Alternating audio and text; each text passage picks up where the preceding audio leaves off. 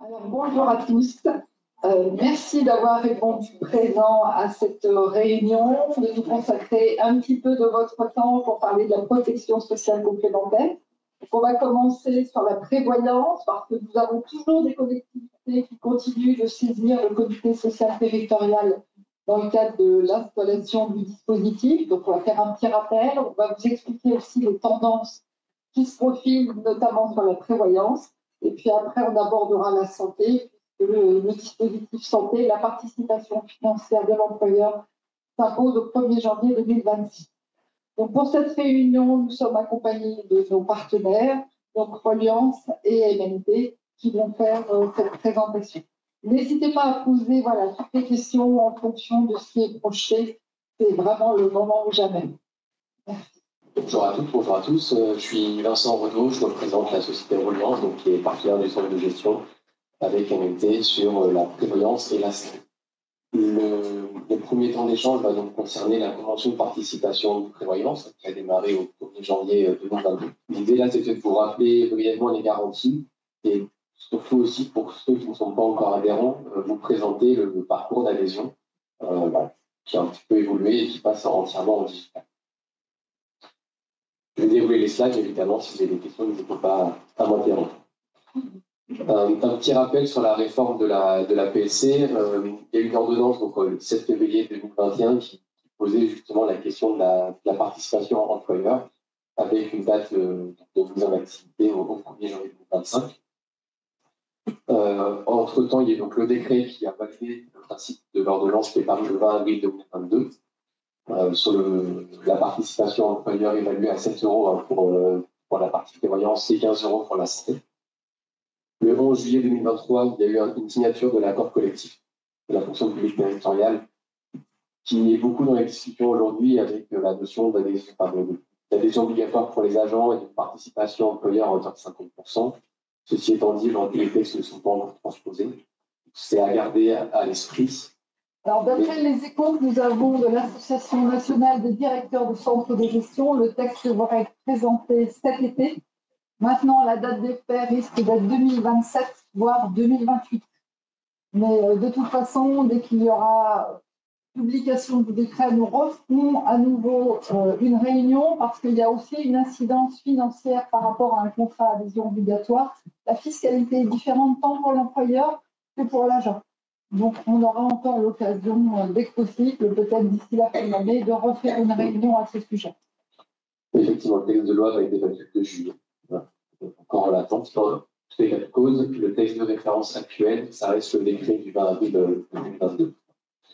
Et celui-ci, donc pour la partie prévoyance, mettait comme date butoir le 1er janvier 2025 pour mettre en place une participation employeur de minimum 7 ans. Je pense que tous ici présents, vous nous y êtes passé maintenant, tout le monde participe, que ce soit sur une convention ou sur la labellisation.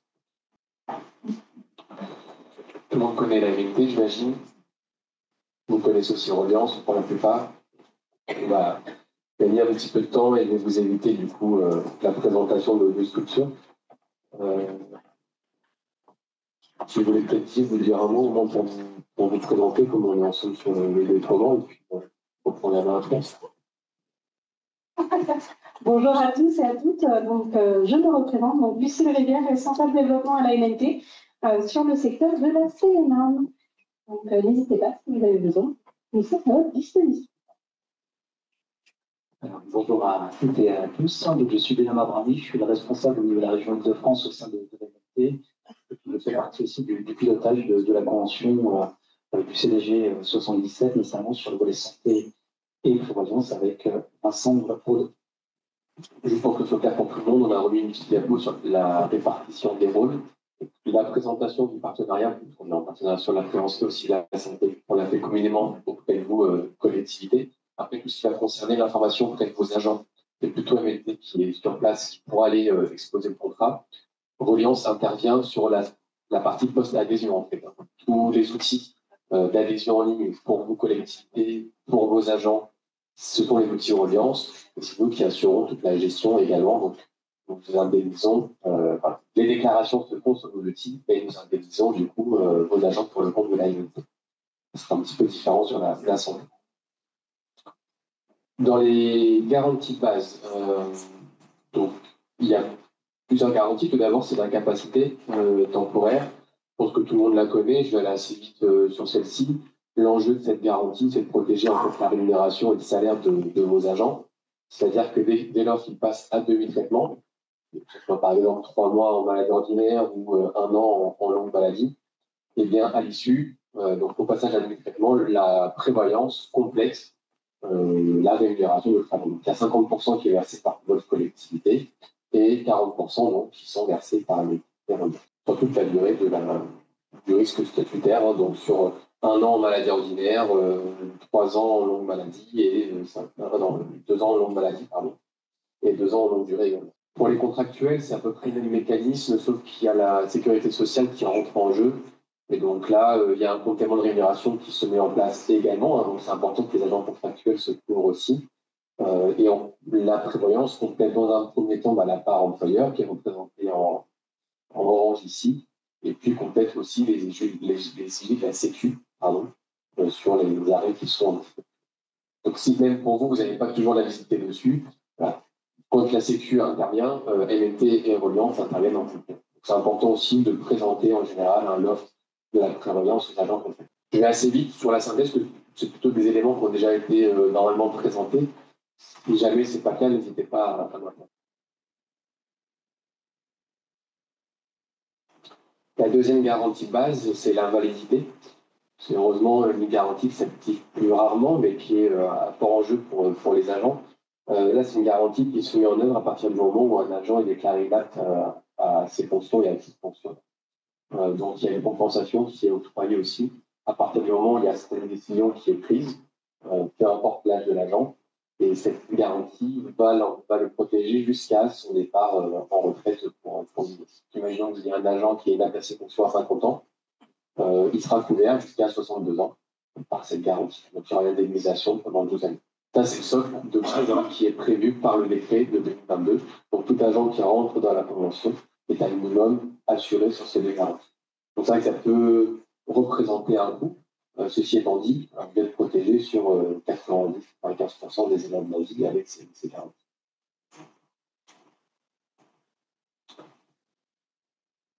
Il y a une garantie qui est en option. Donc là, on vous la présente à titre indicatif, mais c'est au choix de chaque agent dans le parcours d'adhésion. Il aura la possibilité d'y souscrire ou non. C'est une garantie d'essai qui vient s'ajouter donc aux garanties précédentes. L'avantage de cette garantie, c'est qu'elle est cumulable avec d'autres garanties d'essai qui existent dans le statut, notamment pour les titulaires. Ça se trouve aussi avec d'autres garanties qu'il peut y avoir sur des contrats de bilan.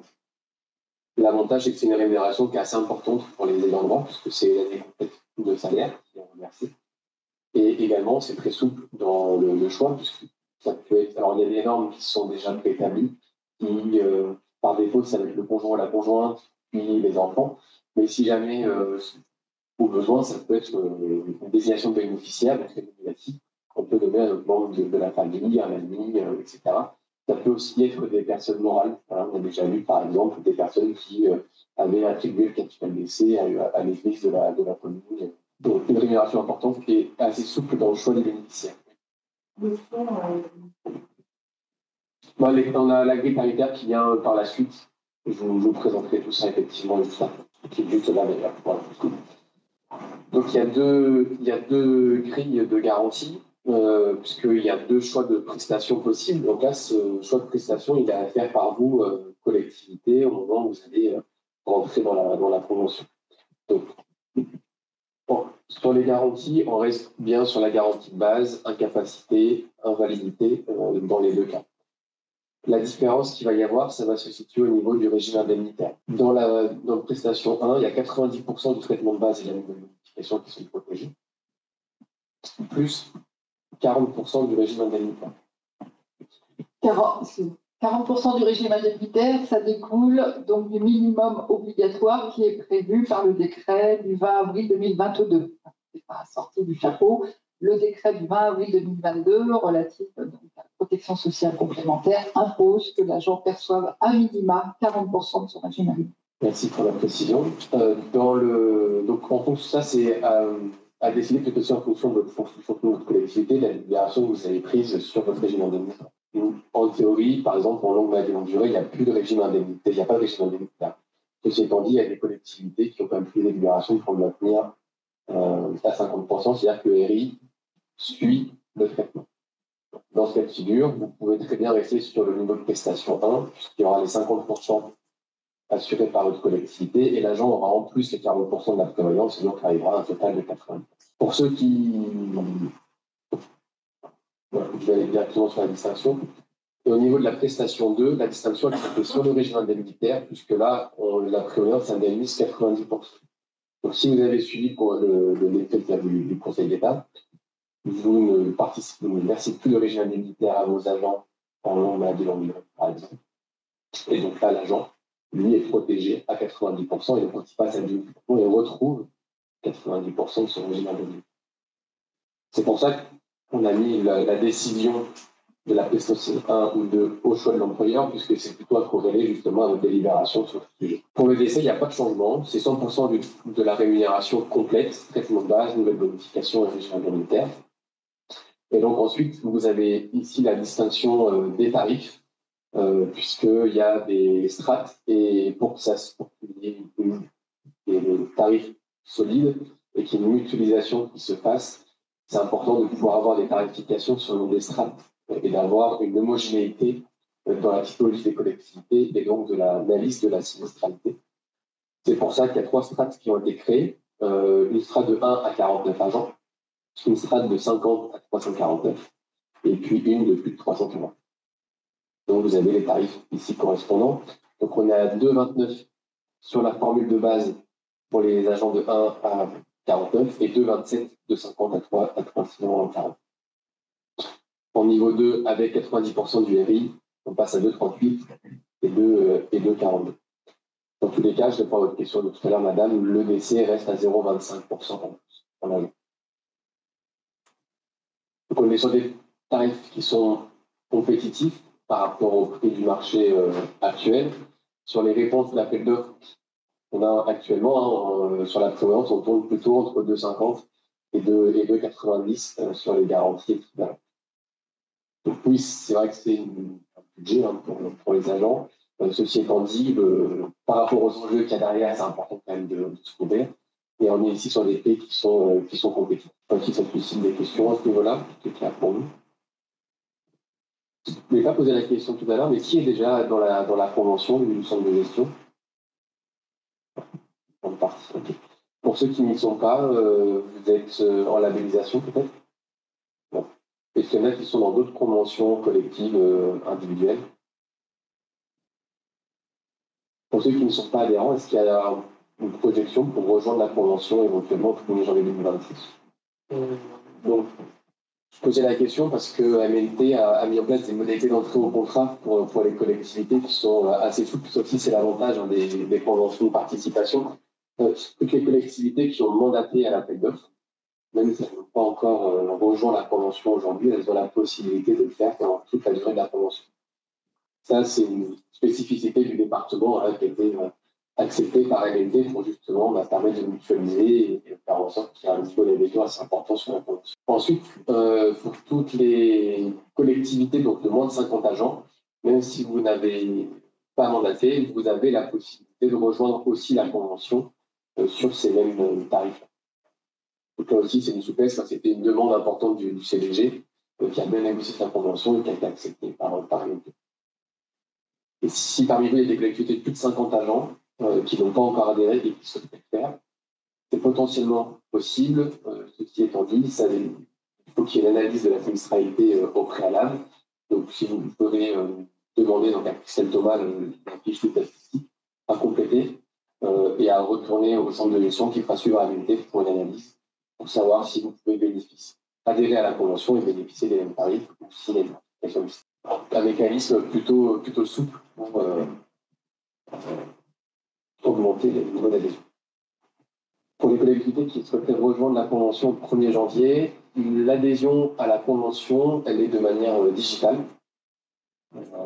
Pour les collectivités qui ont moins de 50 agents, en fait, à partir du moment où vous serez en CST, vous allez passer au CST donc avec le centre de gestion, vous ferez part de votre volonté de rejoindre donc, la convention. Et à ce moment-là, donc c'est Christelle Thomas qui vous enverra un lien d'invitation directement pour que vous puissiez suivre le parcours de l'adhésion. Je vous montrerai juste après le parcours en question. Pour les collectivités qui ont plus de 50 agents, il est nécessaire de compléter ce qu'on appelle une lettre d'intention dans laquelle vous allez noter le niveau de prestation choisi, 1 ou 2, celui qu'on a vu précédemment, et surtout préciser l'effectif. Et une fois que vous avez transmis ce document à Christelle Thomas, elle vous enverra là également un lien avec les bonnes conditions contractuelles pour que vous puissiez valider le parcours d'adhésion. C'est un parcours qui est assez simple, hein, ça se fait en 4 étapes. Vous juste cliquez sur le mail. Alors si je suis bien connecté, je peux en attendant que Vincent se connecte sur le lien, pour compléter par rapport dans le cas où vous souhaitez, en tout cas vous envisagez de rentrer dans le dispositif de la convention participation et prévoyance, comme le disait Vincent, pour les collectivités de moins de 50 agents, donc ça passe par le CST du centre de gestion. Donc il y a aussi des dates hein, où le CST se réunit et bien évidemment, si vous souhaitez adhérer, il faut soumettre aussi en tout cas votre demande en amont. Donc il y a des dates aussi butoirs par rapport à ça, pardon. Et par rapport aux collectivités de plus de 50 agents, donc ça passe par le CST de votre collectivité. Donc une fois que le passage a eu lieu au niveau du CST, cette décision doit être aussi entérinée au conseil municipal au travers d'une délibération qui va permettre à la collectivité de rentrer dans le dispositif du centre de gestion avec une convention qui sera pas, il n'y a pas de dispositif de convention tripartite hein, dans cette convention de participation prévoyance, mais la délibération suffira et il faudra la transmettre auprès de Reliance, dont Vincent pourra faire le lien justement avec le dispositif d'adhésion. Donc, là, vous êtes sur le mail que vous recevrez, donc ce mail-là part de Christelle Thomas, ça arrive dans votre boîte, vous cliquez directement sur adhérer en ligne pour rentrer votre adresse mail de référence. Et ensuite, c'est une sécurité, donc là, il y a deux envois. C'est pour être sûr que l'adresse mail que vous renseignez est bien rattachée à une collectivité du dispositif. Donc, dans la foulée, ça vous renvoie un nouveau mail où vous allez cliquer sur « Je lance ». L'adhésion en ligne, attention, c'est un lien qui est actif que 24 heures. C'est justement pour des questions de sécurité que c'est mis en place ainsi. De manière très simple, vous rentrez les informations de votre collectivité, comme le numéro SIRET, votre effectif, votre montant de participation. Donc, dans le début. Oui, madame. Dès lors que la collectivité choisit de rentrer dans la convention, est-ce une adhésion obligatoire des agents ou des agents ont le choix de... Ça reste une adhésion facultative aussi pour les agents. Sans prix. Vous pouvez nous rendre compte qu'ils ne pourront plus bénéficier de la participation de l'employeur qui n'adhère pas à la convention. Oui, la participation ne s'applique qu'à un seul dispositif. C'est l'avantage parce que ces éléments-là sont expliqués aux agents lors des réunions d'information. Comme ça, il n'y a pas de doute expliqué qu'on a réuni. Ou les permanents sont le choix à tout le monde. Le montant de participation est alloté en euros. Le décret de 2022 prévoit une participation sur un montant unitaire. Donc nous, juridiquement, on a été obligé de construire l'outil ainsi, même si on sait qu'avec les accords du 11 juillet 2023, il y a quelques délibérations avec des participations en pourcentage. Donc si jamais vous êtes sur une participation de pourcentage, vous ne remplissez pas cette case. On va la faire évoluer à moyen terme. Ensuite, vous rentrez donc les coordonnées du contact principal, c'est-à-dire le référent en fait prévoyance au sein de votre collectivité. Et là, vous avez le résumé de votre contrat. La date d'effet de la convention, la date d'effet de votre entrée dans le contrat et les différentes garanties. Vous pouvez avoir aussi les documents d'information que le CTG a souhaité partager avec vous. Il suffit de cliquer sur la petite flèche à droite, pour les télécharger. Donc, ici, vous rentrez la date de début de contrat. Donc, si vous souhaitez adhérer au 1er janvier 2026, vous pouvez le mentionner ainsi. Et donc, la délibération se transmet via cet outil en cliquant sur sélectionner un fichier et vous pouvez mettre une délibération.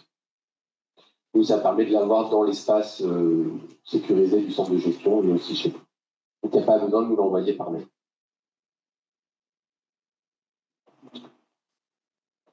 Ensuite, il y a toutes les informations juridiques d'usage, les conditions générales, le document sur le RGPD, donc à cocher. Vous confirmez votre adhésion et ça y est. Vous recevez du coup un premier mail qui dit que vous êtes bien adhérent et 24 heures après, donc le lendemain, vous recevez un autre mail pour pouvoir aller sur votre espace client et enfin, créer votre espace client avec votre propre identifiant et votre mot de passe. Est-ce que ça suscite des questions? Est-ce que le parcours est clair pour vous? Ensuite, une fois que vous êtes adhérent, on passe à la partie agent, puisque eux aussi doivent adhérer à la convention. Comme on l'a évoqué, c'est une adhésion donc facultative.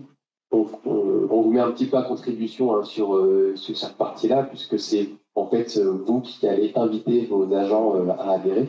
Donc, bien évidemment, en amont, il y a la réunion d'information avec MNT pour expliquer les garanties, le fonctionnement de la prévoyance, etc.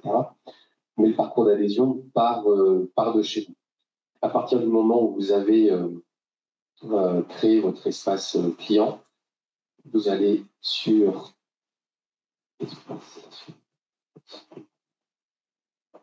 vous vous connectez.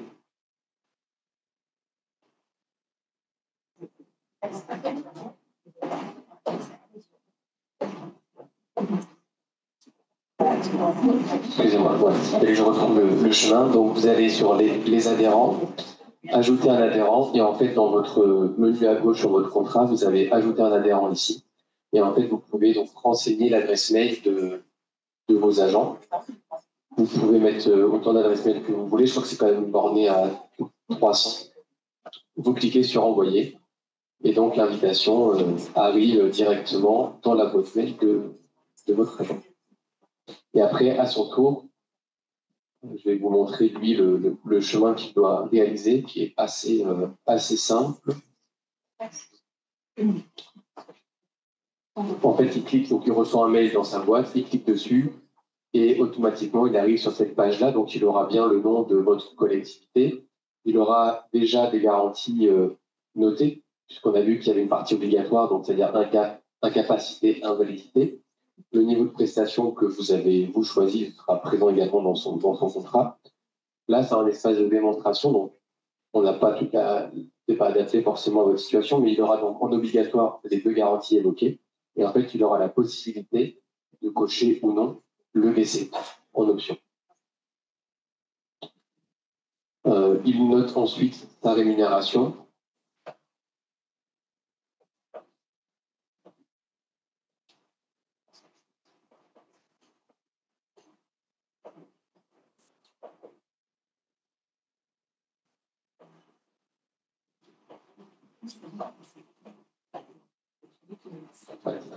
Par exemple, 500 €. Donc, il faut qu'il ait son bulletin de salaire, effectivement. Et l'intérêt, en fait, de l'outil, c'est que ça va lui calculer automatiquement les différentes formules. Donc, ça fait un peu comme un devis. Et là, il verra, en fait, le coût avec le taux de cotisation avec et sans le décès. Et puis, surtout, ce qui compte en euros, parce que c'est quand même ça le référentiel, il sera la cotisation que ça peut lui coûter par mois avec l'option et sans l'option du capital décès. Et donc, à ce moment-là, il choisit la formule qui convient, peu importe, et il arrive sur un récapitulatif. Il revoit bien et son taux de cotisation, son coût en euros et un récapitulatif des garanties souscrites. Il peut bien évidemment faire les modifications s'il souhaite. Et à ce moment-là, il peut également aussi télécharger la notice d'information, qui est le document contractuel pour les agents. Et ensuite, c'est très simple, il rentre donc sa civilité, ses informations personnelles. Il faut quand même avoir la carte vitale, on lui demande son numéro de sécurité sociale, bien évidemment. Sur le bulletin de salaire, normalement, ça peut aider l'agent directement. Sachant que les trois quarts des informations sur le bulletin de salaire, l'agent peut le retrouver. D'ailleurs, c'est ce qu'on utilise lors des permanences pour les aider à faire leur adhésion en ligne directement. Sachant également que je me permets, sur la cotisation qui est indiquée, viendra se déduire la participation de la collectivité. Et ça, à préciser à vos agents, parce que parfois, j'ai des agents qui disent « Oh, ça fait cher, comme ça ». Mais en fait, il faut déduire bien sûr la participation de la collectivité au montant indiqué. Et c'est vrai que c'est bien d'avoir le bulletin de salaire, parce qu'après, on a aussi le numéro de matricule qui est présent dessus. C'est bien que l'agent puisse le fournir. Ici, c'est là qu'il remplit aussi sa clause de bénéficiaire. S'il a souscrit l'option d'essai, il y aura donc cette partie-là qui s'affichera.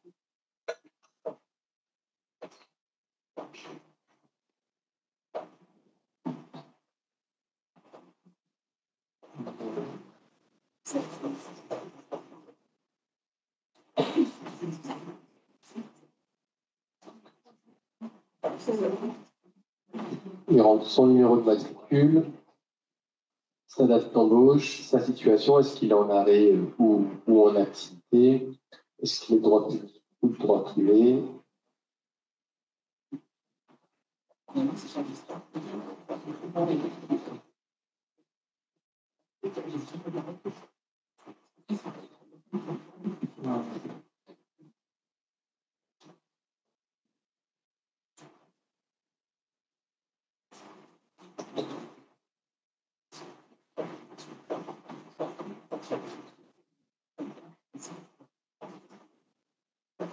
Et donc, à la fin, il a tout son récapitulatif qui apparaît, ses formules, ses renseignements personnels, ses renseignements professionnels. Comme pour vous, il doit consulter tous les documents juridiques, conditions générales, notices d'information, documents sur les RGPD, etc. Et là, il finalise son inscription. Voilà, oui. Dans notre collectivité, nous avons adhéré au 1er janvier 2025. Oui. S'il y a une chance de adhérer maintenant aujourd'hui, Oui. est-ce qu'il adhérera aux mêmes conditions? Et s'il adhère au delà d'un délai d'un an, comment ça se passe? Ouais, il a les mêmes tarifs, il n'y a pas de souci. Après, effectivement, l'intérêt de l'outil que vous avez, c'est que vous pouvez faire ce qu'on appelle des relances dans votre espace client. Vous avez la liste de tous vos agents adhérents et vous pouvez du coup renvoyer des invitations régulièrement aux agents non adhérents qui puissent rejoindre la convention. Donc ça on vous conseille fortement. Sur les conditions, ensuite, je vous repartage le support. Parce qu'effectivement, ceux qui mettent trop de temps à adhérer, il peut y avoir un délai de stage. L'agent a 1 an pour adhérer à la date d'effet du contrat, et après ces 1 an, il aura un délai de stage ou carence, selon le terme que vous préférez, de 6 mois, qui sera appliqué. Sachant que c'est précisé lors des réunions d'information, des permanences, et c'est indiqué également sur les plaquettes. Donc, il n'y a pas de surprise au niveau des agents. Donc, il a également 1 an à ce moment. Tout à fait. Et pour compléter effectivement les conditions d'affiliation, il faut que l'agent soit en activité pour pouvoir entrer dans la convention de participation.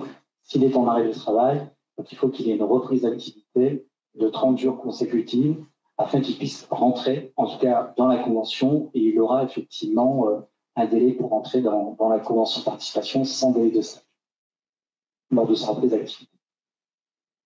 On est déjà à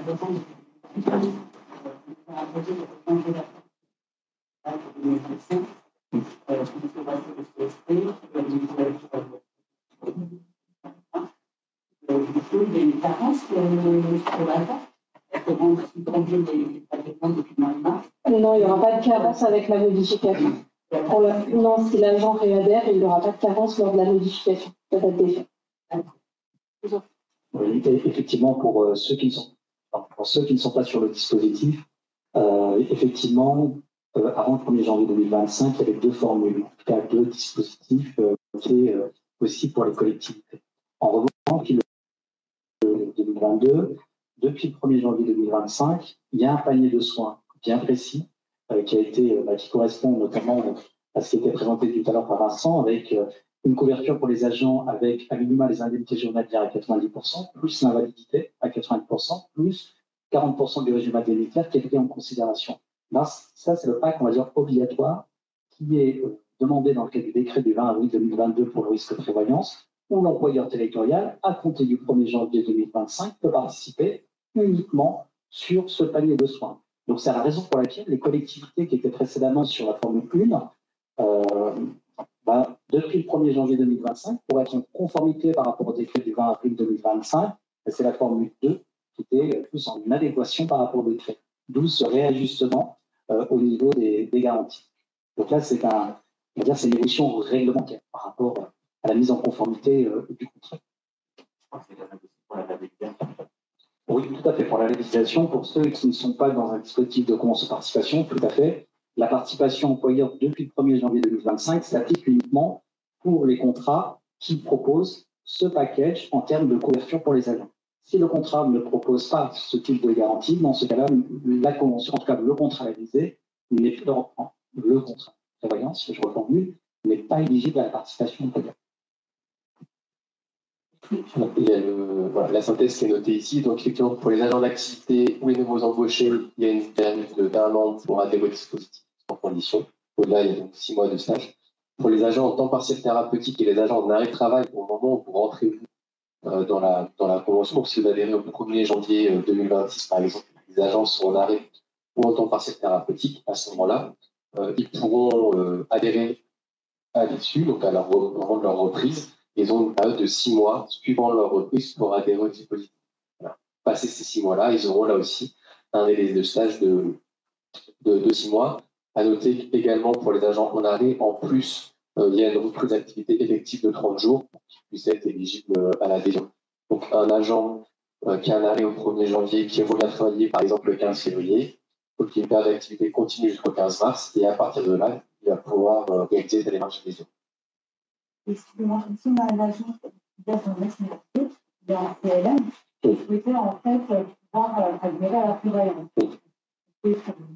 D'accord. Mais si je ne reviens pas du tout, j'ai une carence de 6 mois, je peux pas adhérer à un moment donné, pas du tout, parce que là je suis en PLM, j'étais appuyée sur un CLD. Du coup, ça veut dire que je ne peux pas du tout y adhérer. Pour le moment, il est en arrêt, il vaut mieux qu'il reste sur son contrat actuel, et puis quand il aura, s'il reprend, il sera donc dans cette situation-là, donc il faudra qu'il passe une période d'activité de 30 jours. Et après, il aura 6 mois pour adhérer à la prévoyance sans condition, quoi. Donc, il vaut mieux qu'il reste comme ça. Ouais. Et puis, pour compléter, c'est-à-dire que s'il souscrit au niveau du contrat, l'indemnisation se fera pour un nouveau sinistre par rapport à l'indemnisation. Étant donné que lorsqu'il est en CLM, s'il était couvert par un autre organisme, s'il s'agit d'une rechute, c'est le précédent opérateur qui va l'indemniser. Ouais. Oui, justement, la question, c'est que j'ai un agent qui est en coopérative. On a déjà un contrat, on va adhérer au fonds de paiement de la législation. Et elle aura déjà 6 mois, donc si elle est déjà sur un contrat imposé. Et à quelle date vous envisagez la mise en place de la convention? Donc au 1er septembre. Donc dans ce cas-là, il n'y aura pas de délai de stage parce que tous les agents, quel que soit, on va dire, l'opérateur auprès duquel ils étaient affiliés, que ce soit la MNT ou un autre, si votre collectivité fait le choix de rentrer dans la convention de participation de prévoyance à compter du 1er septembre 2025, les agents auront 12 mois, donc entre le 1er septembre 2025 et le 1er septembre 2026 au plus tard, pour rentrer dans la convention de participation sans délai de stage.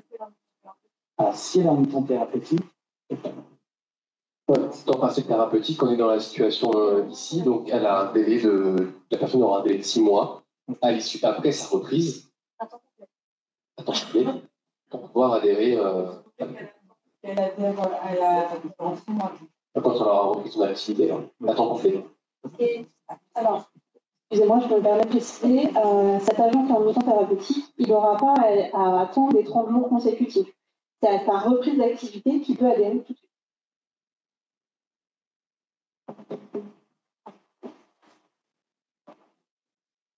Voilà, pour les conditions d'entrée qui sont assez minces en fait, puisqu'on ne l'a pas précisé, mais ce qui est un gros avantage de la convention de participation, c'est qu'il n'y a pas de questionnaire médical à l'entrée. Même des agents avec des antécédents médicaux peuvent adhérer à la convention. Et c'est pour tous vos agents de droit privé, droit public, contractuel. Il n'y a pas de limite d'âge. Voilà.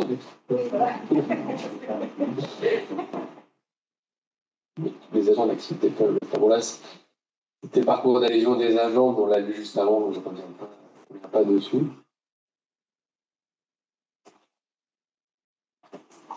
Voilà, je ne sais pas si vous voulez, j'arrive à la fin sur la partie services associés, je peux souligner un mot, on peut m'assurer peut-être avec la santé.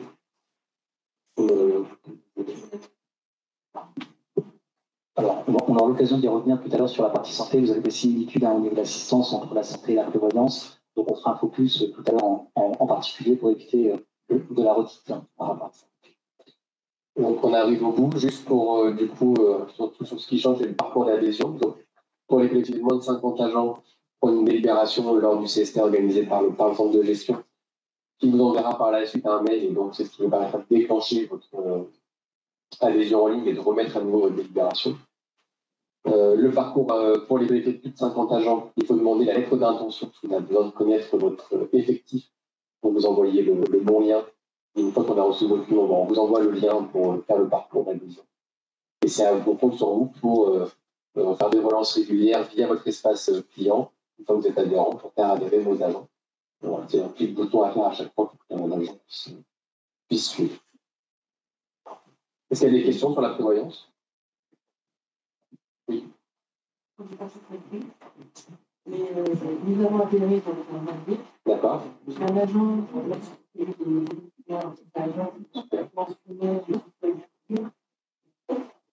j'ai eu un retour d'un agent.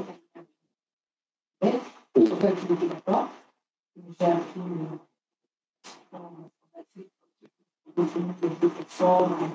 des détails. Je suis arrêtée là, donc j'ai fait la vérité sur la veille, mais après, c'est bien que nous, c'est des documents d'adhésion. Premièrement, mais je n'ai pas l'expérience, et sur la donc pour les autres personnels. Alors, vous avez votre espace bien déjà pour celui. Il n'y a pas longtemps que l'autre. D'accord. Non, c'est pas, je pense que c'est pas vous de créer l'adhésion pour l'agence. Il faut juste lui envoyer lui envoyer le lien. D'accord. Ok. Avec un petit retour, qui est d'accord pour le plan, parce que tu parles. Donc il a souhaité. Du coup, ça passe par. Vous puissiez lui envoyer un lien. Toutes les adhésions se font en ligne. Il n'y a pas d'adhésion papier. Non,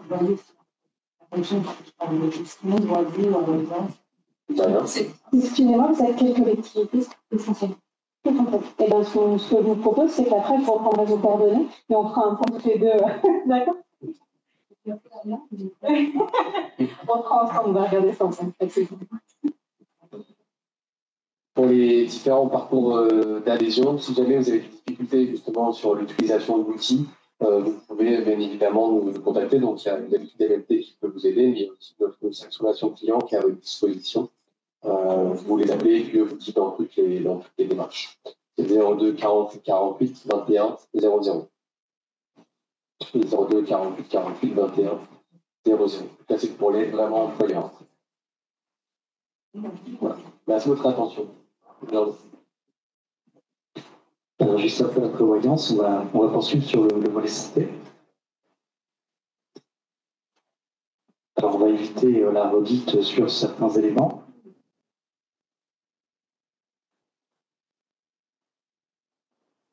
Alors, on va faire un rappel très rapide sur le décret au niveau de la PSC. Donc, ça a été partagé tout à l'heure sur le volet prévoyance avec les obligations depuis le 1er janvier 2025. Et comme ça a été exposé tout à l'heure avec la proposition de projet de loi avec la mise en place des comptes obligatoires prévoyance, le CDG aussi reviendra vers vous sur l'actualité sur ce point.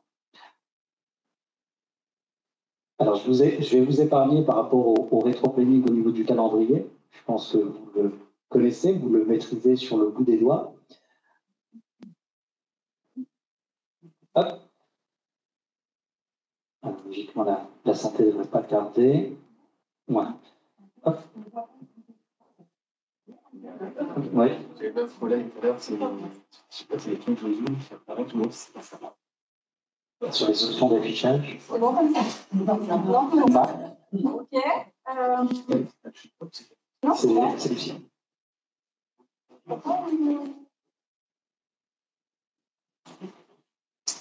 Alors, en attendant qu'il y ait le réglage, je vais vous préciser oralement. Donc, à compter par rapport à la PSC. Donc, sur la partie prévoyance, on l'a vu. Sur la partie, il n'y a qu'une réponse à droite. Ah, c'est sur celui-là?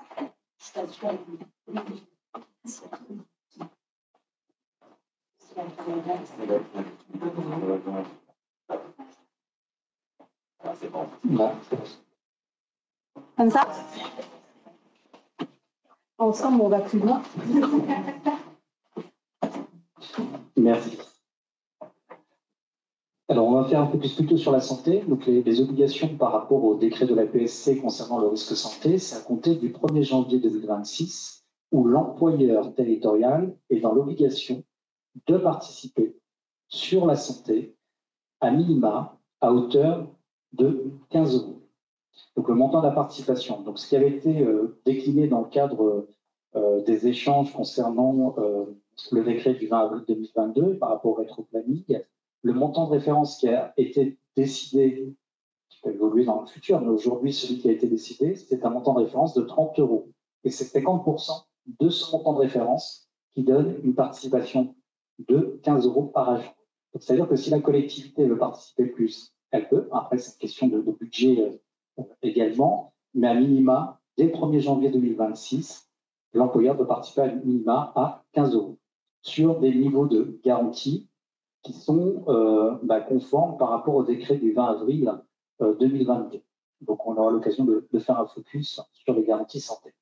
Que ce soit dans le cadre d'une convention de participation ou que ce soit dans le cadre de la labellisation. C'est-à-dire que les contrats santé qui seront éligibles au 1er janvier 2026 sur la participation employeur de 15 euros à minima doivent répondre au panier de soins par rapport au décret.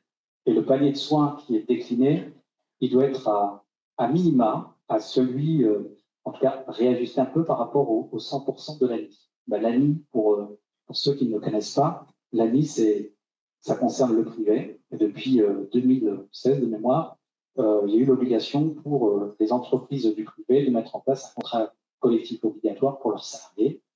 Et l'ANI, c'est l'accord national interprofessionnel pour les entreprises du privé, avec un panier de soins sur l'optique, le dentaire, les différents postes de santé. Donc, ce qui est bien, c'est que la convention de participation santé, mise en place avec le centre de gestion, est conforme par rapport au panier de soins du décret, dans le sens où on avait déjà pas mal de visibilité lorsque le décret du 20 avril 2022 était paru. Sur la santé, contrairement à la prévoyance, aujourd'hui, en termes d'actualité, il n'y a pas encore, je dirais, le caractère obligatoire. Il n'y a pas de proposition de projet de loi sur le caractère obligatoire en santé. Si la collectivité souhaite mettre en place un contrat collectif obligatoire dans son établissement, elle peut. Si elle souhaite mettre en place un contrat facultatif, elle le peut également. Si elle souhaite mettre en place de la labellisation, elle peut également. Donc, il n'y aura pas, en tout cas, dans l'immédiat, à date, d'imposer aux collectivités de mettre en place un contrat collectif obligatoire en santé. Ce qui ne sera pas le cas dans un futur sur la prévoyance. La prévoyance, il y aura une obligation de mettre en place un contrat collectif obligatoire dans le futur.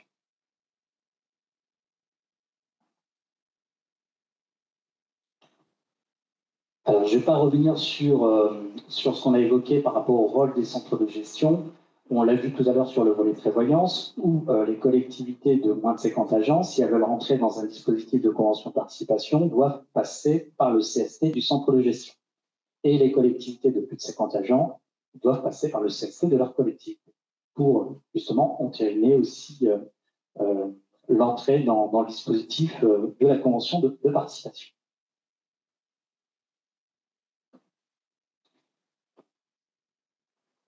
On va dire, effleuré le caractère obligatoire. Dans le cas où votre collectivité, aujourd'hui, ou au 1er janvier 2026, envisage de mettre en place un contrat obligatoire au sein de votre collectivité, il faut savoir qu'aujourd'hui, comme on l'a vu, ce n'est pas obligatoire. C'est-à-dire que le décret du 20 avril 2022 stipule qu'il doit y avoir un accord majoritaire avec les partenaires sociaux pour qu'il y ait la mise en place au sein de la collectivité d'un contrat obligatoire. Si cet accord majoritaire n'est pas acté, dans ce cas-là, le contrat obligatoire ne pourra pas se mettre en place au sein de la collectivité. Et cet accord majoritaire, c'est par rapport aussi des partenaires sociaux par rapport aux dernières élections professionnelles qui ont eu lieu en mois de décembre 2022, si ma mémoire est bonne. C'était la première semaine de décembre, je crois le 8 décembre, bon, je ne sais pas, dans ces eaux-là, par rapport aux élections. Et je vais laisser la parole à Madame Thomas. Alors, concernant le CST du centre de gestion, pour l'instant, on travaille sur cet accord collectif majoritaire qui est obligatoire. Des collectivités souhaitaient en prévoyance mettre en place un contrat d'adhésion obligatoire, mais tant que le protocole d'accord qui sera décidé en CST du centre de gestion n'a pas encore été finalisé, on ne peut pas mettre en place un contrat d'adhésion obligatoire. Par contre, toute collectivité qui ne relève pas du CST du centre de gestion peuvent tout à fait décider, voilà, lors de leur CST avec leurs partenaires sociaux pour mettre en place un contrat d'adhésion obligatoire. Nous l'avons prévu dans le cahier des charges. L'employeur peut choisir de faire un contrat d'adhésion facultatif ou un contrat d'adhésion obligatoire, que ce soit en prévoyance ou en santé. Mais pour le moment, le CST du centre de gestion n'a pas dégagé encore d'accord, mais on va y travailler cette année pour pouvoir le faire.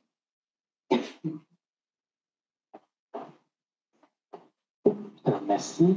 Alors, si on poursuit par rapport à la convention santé, c'est l'MNT qui est assureur et gestionnaire sur le risque santé pour une durée de 6 ans. Donc, pareil que sur la partie prévoyance, la convention a été mise en place depuis le 1er janvier 2023 et une convention, c'est pour une durée de 6 ans, donc c'est tous les ans avec une tacite reconduction et la date de fin est prévue au 31 décembre 2020.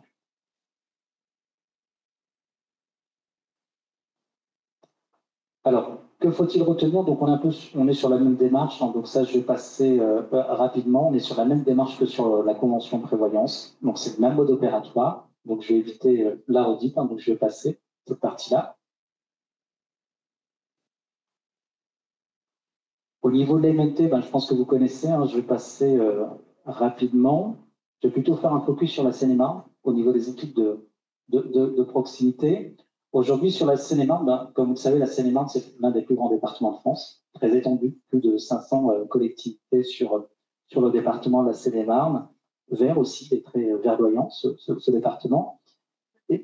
C'est le plus beau département. C'est ça, donc Lucie qui est née en Seine-et-Marne et qui est un pur produit de la Seine-et-Marne. Hein,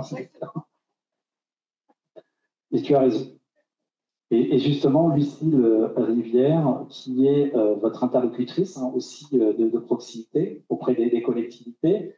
Donc, on a une répartition au niveau de la Seine-et-Marne nord et sud.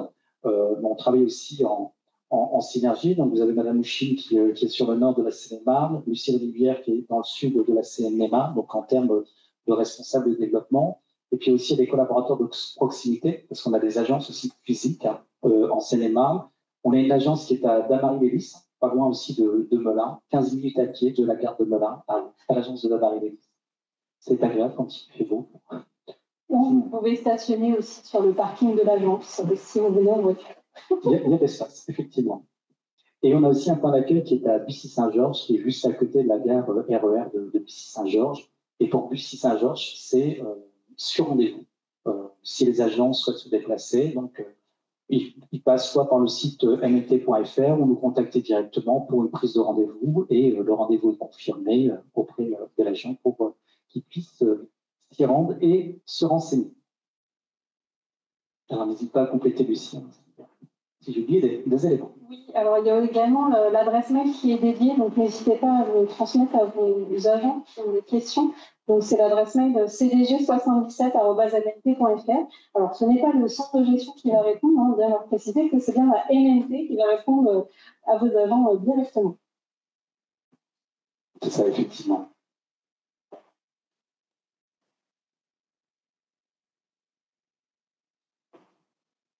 Alors, effectivement, les avantages de votre collectivité d'intégrer les conventions de participation, donc il y a pas mal de sujets. Il y a l'accompagnement aussi sur la partie santé de la MNT, donc c'est les équipes MNT qui accompagnent les agents en présentiel ou en distanciel. Donc il y a, comme c'était évoqué tout à l'heure sur le risque de prévoyance, on se déplace au sein des collectivités, soit sous forme de réunion d'information, sous forme de permanence, donc permanence avec ou sans rendez-vous pour rencontrer directement l'agent par rapport à sa situation personnelle, parce que chaque agent a des besoins différents. il y en a qui sont célibataires, d'autres avec des enfants, peut-être des besoins d'orthodontie, peut-être des besoins dentaires, peut-être par rapport à des pathologies dont on a besoin d'être informé sur quel niveau de garantie il devrait choisir par rapport à ses besoins à lui en santé. Donc, c'est vraiment un accompagnement personnalisé. Ça peut aussi, comme on l'a vu tout à l'heure, décliner au sein d'une agence. Donc, il peut se rendre physiquement auprès d'une agence. Et quelle que soit l'agence auprès de laquelle il se rend, que ce soit sur la Seine-et-Marne ou sur l'Île-de-France, parce qu'on a 8 agences sur l'Île-de-France, mais ailleurs aussi en France, c'est-à-dire que les collègues de la MNT, s'il est en vacances dans le sud de la France ou en Bretagne ou dans le Nord auprès de ses proches ou autres, donc il peut également se renseigner physiquement auprès d'une agence MNT. Il n'y a pas un cloisonnement par rapport au dossier. Un collègue d'une autre agence sur le territoire français peut aussi renseigner l'agent en accédant à son dossier. Il y a également tout le volet, c'est pour améliorer la couverture santé aussi des agents, parce qu'on voit que certains agents, il y a le côté budget, et des fois ils mettent de côté la couverture santé, ils ne se couvrent pas, en disant je suis en bonne santé, tout va bien. Pareil sur la prévoyance, hein, au niveau du maintien de salaire, vous avez notamment aussi des jeunes qui se disent, les moins de 30 ans, non mais je suis en bonne santé, tout va bien, je n'ai pas besoin d'être couvert, et finalement quand le risque survient, c'est là qu'ils se rendent compte que finalement, ils auraient dû se couvrir, et comme le risque est déjà enclenché, malheureusement, on ne peut pas indemniser. Et c'est pour éviter que les agents se retrouvent dans une précarité aussi financière ou par rapport à des soucis de santé qui peuvent s'aggraver aussi dans le temps s'il n'est pas soigné dans les temps. Sur la partie fonds d'action sociale, on l'abordera tout à l'heure, ça fait partie aussi de l'accompagnement qui est proposé auprès des agents. Et couverture et garantie sur mesure, donc c'est au libre choix. Vous allez voir juste après, il y a 3 niveaux de garantie et l'agent fait le choix en fonction de ses besoins. Il y a également un espace dématérialisé qui est l'espace employeur MNT. Donc ça, c'est dédié uniquement pour les services RH de la collectivité. Donc c'est-à-dire que vous pouvez accéder au niveau de l'espace employeur. Vous retrouvez la liste de l'ensemble des agents couverts, sur quel niveau de garantie ils sont, et vous retrouvez également les appels de cotisation qui sont sur le site mnt.fr. Et dans le cas où il y a des départs à la retraite, des agents qui ne font plus partie de la collectivité, donc vous pouvez également inscrire ces changements de situation directement sur l'espace employeur pour que la mise à jour puisse se faire. Et dans le cas où il y a un changement de garantie sur le risque santé, vous le voyez aussi sur les appels de cotisation qui sont fournis, vous voyez les états de variation d'un mois à l'autre. Donc, vous allez voir les agents et vous allez voir qu'il y a un rappel de cotisation, ce qui explique qu'il y a justement un changement de garantie qui s'est fait. Parce qu'au moment où vous allez faire le précompte, peut-être qu'entre-temps, le mois en cours, l'agent s'est rapproché de la MNT directement pour faire un changement de garantie, directement sans passer par vous. Donc, vous le visualisez aussi au travers de l'espace employeur, notamment sur le risque santé. Vous avez le montant de la cotisation qui apparaît, le niveau de couverture, et ce qui est à précompter. Vous retrouvez tous les appels de cotisation du trimestre, des 2 dernières années, etc. Donc, c'est vous qui avez la vision là-dessus. Alors, je vais poursuivre. Alors, sur la santé, il y a aussi, on l'abordera tout à l'heure, un réseau de soins avec des tarifs négociés. C'est-à-dire que quand l'agent adhère à la convention de participation, sur son espace adhérent, il y a un raccourci qui s'appelle professionnel de santé, et il peut géolocaliser, c'est-à-dire c'est lui qui a la main, il géolocalise le professionnel de santé qu'il souhaite, c'est-à-dire sur l'optique, sur le dentaire, pour les prothèses auditives, et finalement, il saisit soit la ville, soit un code postal, et il précise un rayon, par exemple, de 5 km, de 2 km, de 10 km, et les professionnels de santé qui sont référencés vont apparaître. Et par exemple, sur l'optique, quand l'agent va cliquer sur le nom de l'opticien, il va visualiser finalement le nom de l'opticien, s'il peut se garer ou pas, s'il y a un parking également, le type de monture qu'il propose, le nombre de montures qui font partie du 100% santé ou hors 100% santé. Pour les enfants, est-ce qu'il y a des montures et des verres pour les enfants? Également, si l'opticien se déplace, parce que ça arrive que certains opticiens le font directement au domicile pour réajuster aussi les montures. Donc ça, vous le voyez également là-desdessus avec les coordonnées du professionnel de santé également. Donc ça, c'est l'agent, l'adhérent qui est autonome là-dessus. Et vous avez, on verra tout à l'heure, plus de 7000 opticiens référencés dans ce réseau de soins avec des tarifs négociés. La participation employeur, oui. Donc on a vu qu'à compter du 1er janvier 2026, c'est 15 € à minima. Donc après, Ça peut évoluer dans le temps, mais à minima, c'est 15 €. Donc l'accompagnement, donc ça on l'a évoqué, des conditions aussi d'adhésion facilitantes, il n'y a pas de délai de stage, il n'y a pas de délai de carence, c'est-à-dire que l'agent peut adhérer n'importe quand durant l'année, dans 1 an, dans 2 ans, il n'y aura pas de délai de stage, il n'y aura pas de délai de carence sur les prestations santé. Donc, il y aura également, ce qui est disponible sur l'espace adhérent, c'est de la téléconsultation, c'est-à-dire 24 heures sur 24, 7 jours sur 7. Des fois, on sait que ce n'est pas évident d'avoir un rendez-vous avec un professionnel de santé. Donc, finalement, moi, je l'ai testé aussi à titre personnel. C'est très pratique le samedi, au lieu d'appeler SOS médecin pour venir parce qu'on n'a pas le médecin. Donc, finalement, on peut passer au travers de cette téléconsultation pour avoir un rendez-vous en direct avec un professionnel de santé qui est référencé, qui peut être... Moi, le médecin que j'ai eu, il était à Strasbourg, mais m'a parfaitement, je dirais, diagnostiqué et il m'a envoyé une ordonnance par mail avec un QR code que j'ai pu présenter en pharmacie pour récupérer directement les médicaments.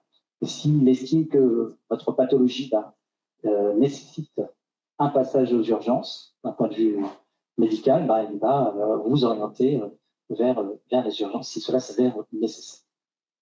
Par contre, la téléconsultation ne permet pas la délivrance d'arrêt de travail. Les ordonnances, oui, mais pas d'arrêt de travail. Tout à fait. C'est interdit. Excusez-moi. J'ai vu dans les avantages à l'adhésion au contrat de groupe, il y avait marqué Fonds d'action sociale pour agents en difficulté. Oui. Est-ce que vous pourriez préciser ce que c'est? Oui, tout à fait. Vous faites bien de poser la question. Effectivement, on l'abordera un peu plus en détail, mais je vais répondre à la question tout de suite. Le fonds d'action sociale, c'est au niveau de la MNT. On est une mutuelle, on n'est pas une assurance. C'est-à-dire, il n'y a pas d'actionnaire au niveau de la mutuelle. C'est-à-dire que l'ensemble des cotisations qui sont prélevées sont reversées pour améliorer les garanties. Et puis, on a aussi un fonds d'action sociale. Chaque année, c'est une enveloppe de plus de 6 millions d'euros qui est votée à l'Assemblée générale par les administrateurs de la MNT et les délégués des adhérents. Parce qu'à la MNT, les représentants du conseil d'administration ou les délégués des adhérents qui votent à l'Assemblée générale, ce sont des adhérents de la MNT qui sont élus directement. Donc, chaque année, c'est 6 millions d'euros qui sont votés. Et ce fonds d'action sociale, il y a plusieurs scénarios possibles. C'est dans le cas où la personne, par exemple, a dû acheter des implants. Donc, on sait que l'implantologie, c'est onéreux. C'est pas remboursé intégralement par la sécurité sociale. Et même au niveau des mutuelles, ce n'est pas remboursé intégralement. Parce que pour avoir des prothèses dentaires, c'est plus de 1 000 €. Hein. Donc, ça monte très, très vite. Parce qu'après, ça dépend des matériaux aussi utilisés. Dans ce cas-là, l'adhérent, peut demander ce qu'on appelle une demande d'aide exceptionnelle. Donc, il constitue un dossier. Donc, soit il appelle la MNT, soit il nous demande aussi via son espace adhérent, ou il se rend dans une agence MNT, on lui remet ce bulletin de demande d'aide exceptionnelle qu'il va compléter, joindre les différents documents, notamment par rapport à ses revenus, par rapport à la dépense engagée, par rapport au remboursement qu'il a pu avoir par ailleurs. Et dans ce cas-là, son dossier est soumis à une commission qui statue. Et ce qui est intéressant, c'est qu'il y a déjà un premier niveau d'étude qui se fait localement sur le département par les membres du conseil de section de la MNT du 77, donc c'est des représentants locaux, et ensuite c'est transmis avec déjà un préavis, un avis par rapport au dossier, et c'est transmis dans la foulée au niveau de la commission qui statue. En règle générale, on statue plusieurs fois par mois. Parce on voit qu'au niveau de la fonction publique territoriale, 70% des agents, plus 70%, ce sont des catégories C, donc avec des faibles revenus.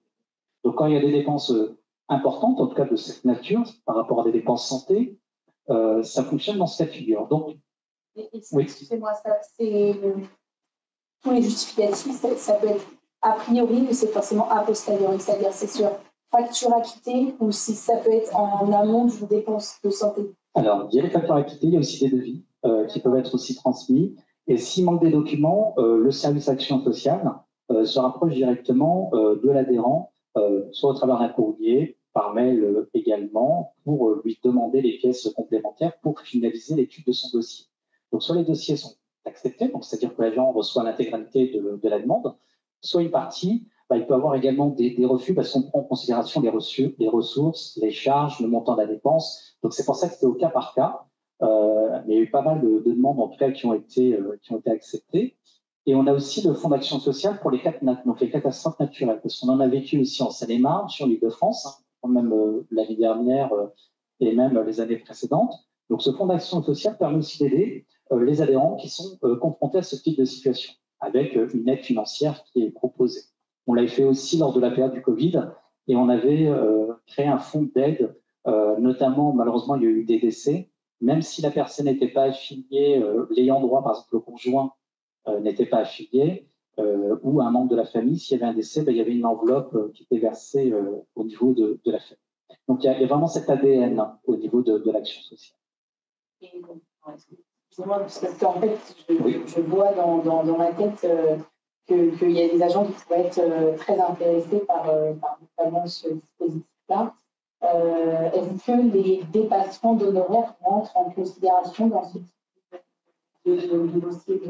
Oui, alors je dirais oui, les dépassements d'honoraires en cas d'hospitalisation, notamment les dépassements d'honoraires chirurgicaux, par exemple, où il n'y a pas une prise en charge intégrale. Oui, ça pourrait rentrer dans cette demande d'aide exceptionnelle. Et même dans le cas aussi de l'aménagement du domicile. C'est-à-dire, suite à un accident, malheureusement, la personne est obligée de circuler en fauteuil roulant chez lui. Donc, dans ce cas-là, il doit réaménager son domicile, peut-être réajuster la largeur au niveau des portes, peut-être réaménager aussi la salle de bain. Donc, ces dépenses-là, donc, il peut aussi les intégrer dans la demande d'aide exceptionnelle qui est sollicitée. J'espère avoir répondu.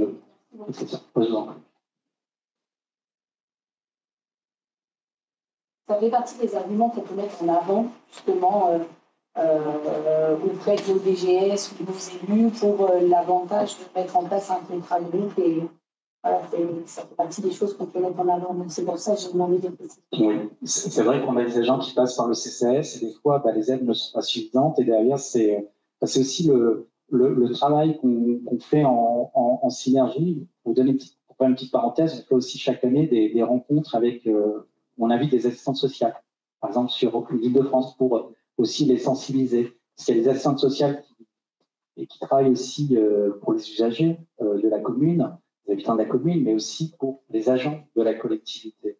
Voire même, il y a aussi des assistantes sociales au niveau des centres de gestion également. Donc c'est vrai que c'est ce travail en synergie qui permet aussi d'accompagner les agents et d'éviter qu'ils se retrouvent dans une précarité financière ou des difficultés par rapport à leur santé. Parce que derrière, si l'agent est dans une précarité financière, ça aura un impact à la fois au niveau de ses proches, au niveau de sa famille, mais aussi dans son cadre professionnel. C'est-à-dire qu'il ne sera pas totalement, je ne vais pas dire le terme épanoui, mais il ne pourra pas, on va dire, travailler dans les meilleures conditions possibles parce que à chaque fois, ça va travailler en disant, oh là, j'ai encore ça, j'ai ça comme dépense, comment je vais faire, comment je vais m'en sortir, j'ai les charges, j'ai le loyer, j'ai les dépenses à côté, j'ai le crédit, etc. Je ne pourrais pas tenir. Donc, il va cogiter, excuse-moi l'expression, il va cogiter énormément. Et derrière, le but, c'est qu'il soit apaisé, qu'il soit soulagé par rapport à ça et qu'on puisse accompagner au mieux dans ce type de situation. Sachant que si vous le souhaitez également, on ne l'a pas précisé tout à l'heure au niveau de l'accompagnement, on peut être présent dans vos CSC pour présenter le contrat, pour présenter tout ce qui est garantie et les compléments qu'on met en avant pour les agents.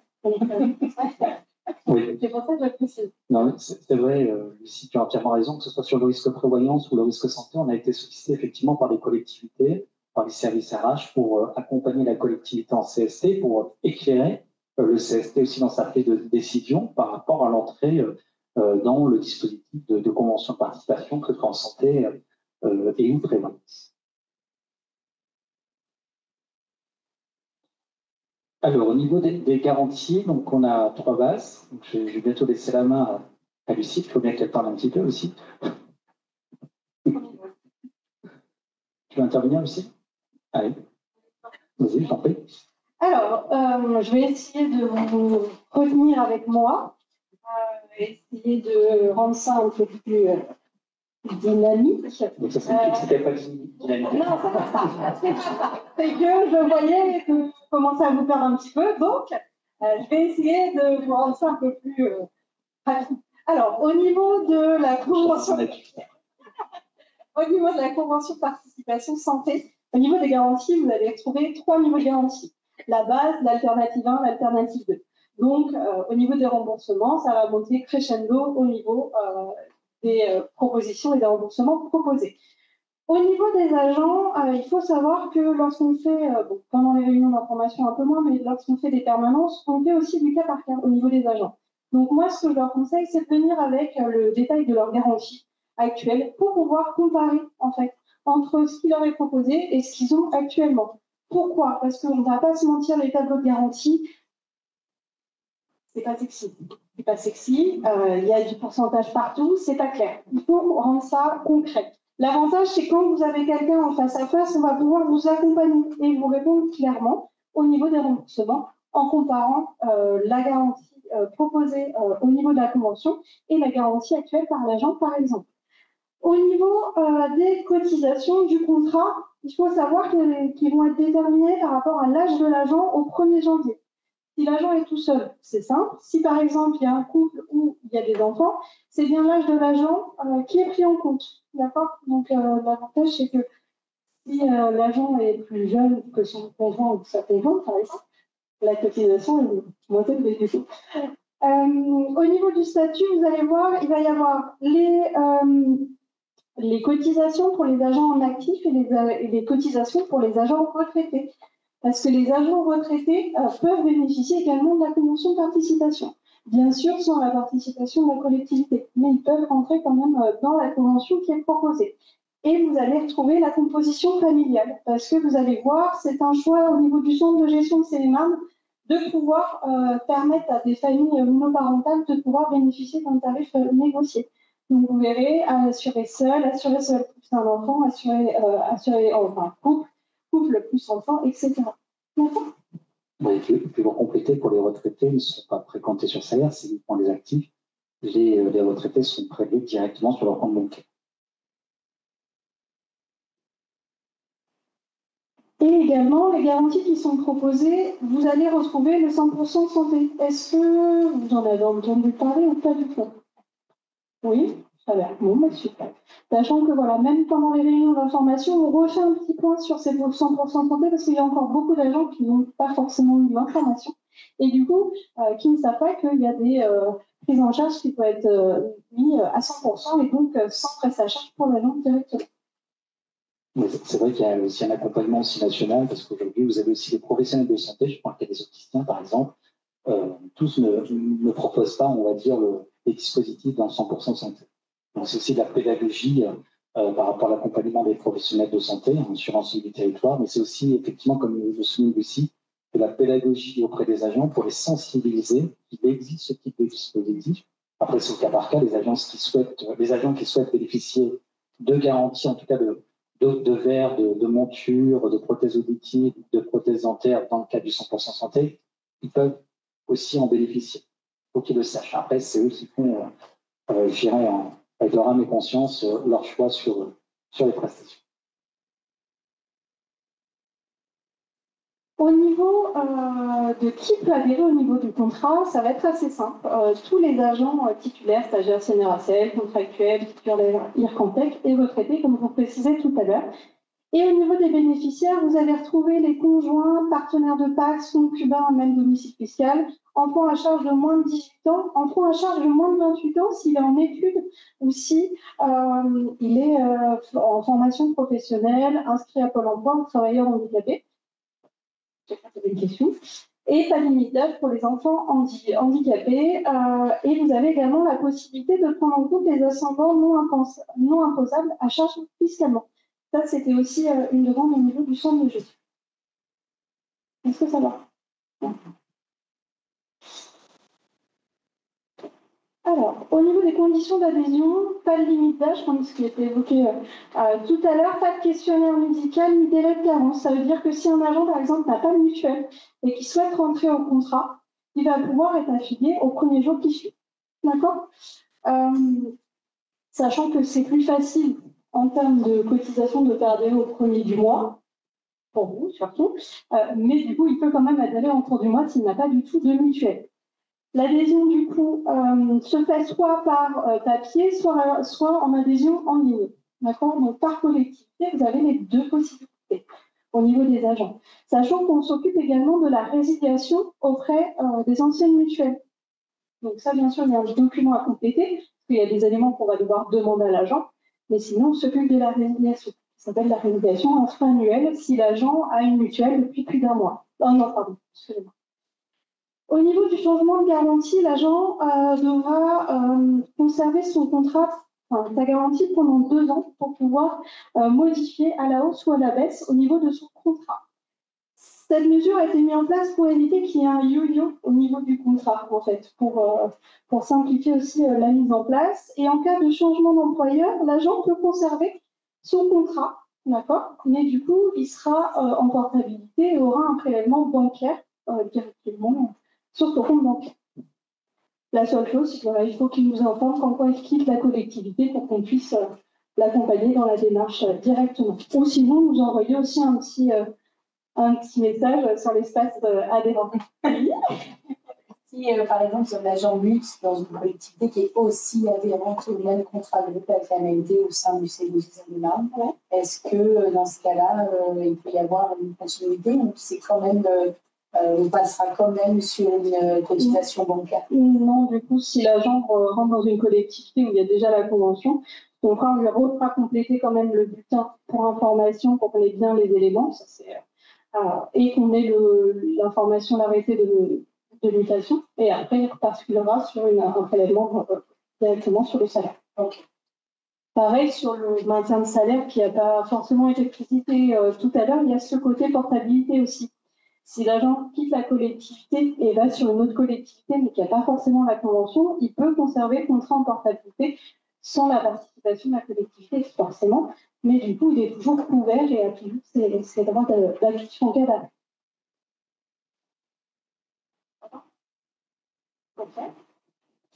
Donc, du coup, sur les paquets qui sont mis à disposition, que ce soit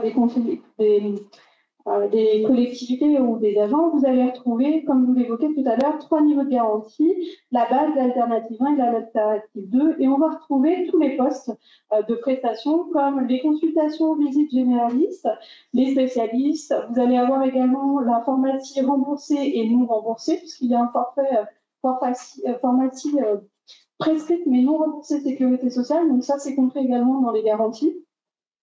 Vous allez aussi également avoir un forfait pédicure podologue prescrit et non remboursé par la sécurité sociale. Et vous allez avoir un forfait qu'on appelle médecine douce, où vous allez retrouver tout ce qui va être homéopathe, ostéopathe, chiropracteur, acupuncteur, psychologue, diététicien et j'en passe. D'accord? Chaque forfait est par personne qui est compris dans la garantie. D'accord? Si vous êtes une famille de 4, c'est chacun a son forfait. Okay? Dis-moi, c'est la même pour toutes les bases, enfin, pour toutes les garanties. Oui, c'est la même formule pour toute la composition de la maison. Tout à fait. Oui, c'est la même pour. Vous n'avez pas la possibilité de moduler garantie. C'est la même pour toute la famille. Non, c'est pas vrai. Je veux dire, en fait, base alternative 1, alternative 2, c'est toujours 120 € et 160 €. Non. Un petit peu plus. Si vous prenez la base concernant l'homéopathie, tout ça, c'est 20 € par acte dans la limite de 120 €. Et si vous passez dans l'alternative 1, ça passe à 40 € dans la limite de 160 €. Tout à fait. Exactement ça. Là, je vous rassure, c'est la question de madame. Ça. Par rapport aux bénéficiaires, est-ce que la collectivité a la possibilité de dire telle catégorie d'agents notre alternative? Je pense aux agents qui sont des vacataires internes dans la restauration scolaire, très peu connus. Non, enfin, vous ne pouvez pas refuser à un agent d'intégrer le contrat à compter de 2026. Voilà, il n'y a pas de possibilité d'exclure des agents, c'est tous les agents de la collectivité qui sont concernés. Maintenant, si vous avez des vacataires et que vous proposez ce contrat, je ne suis pas sûre qu'à la fin de leur contrat, ils souhaitent continuer à bénéficier de ce contrat parce qu'ils n'auront plus de participation financière.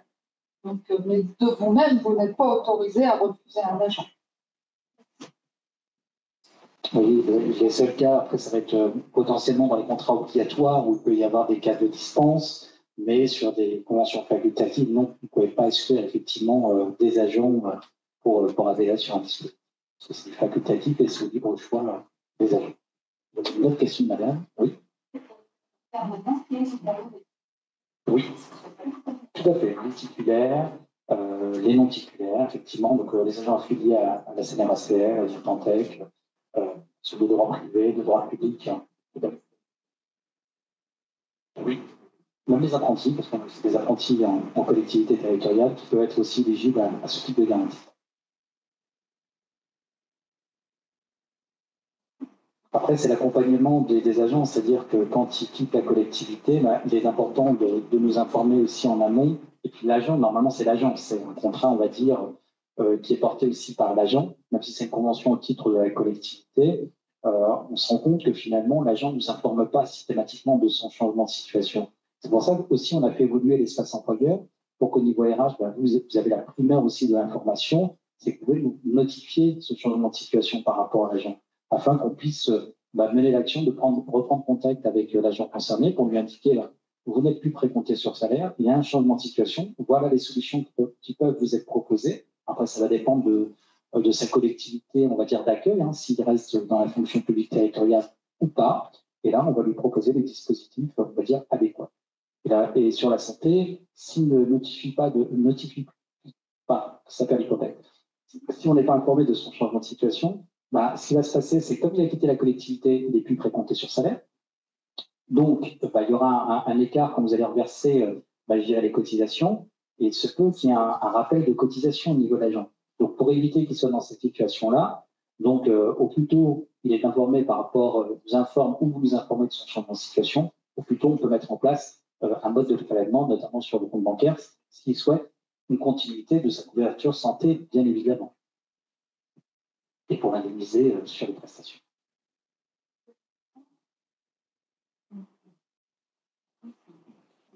Alors maintenant je peux vous dire, c'est un test visuel, mais on vous remettra juste après des plaquettes, hein, c'est ça, avec les tableaux de garantie qui sont mis à disposition. Vous retrouvez aussi également le poste, tout ce qui est hospitalisation, donc où vous retrouverez la chambre particulière par exemple, et donc oui, par garantie, vous allez retrouver le montant de remboursement directement, et vous avez également la prise en compte du forfait patient urgence. Je ne sais pas si vous êtes informé de ce forfait. Pas du tout. Bon, qu'est-ce que c'est? Alors, le forfait patient urgence, c'est lorsque vous vous rendez aux urgences, sans grande surprise, mais que vous êtes soigné, mais que vous n'êtes pas hospitalisé. Il y a un forfait qui est du coup payé directement par les mutuelles ou les patients si la mutuelle ne le prend pas en compte.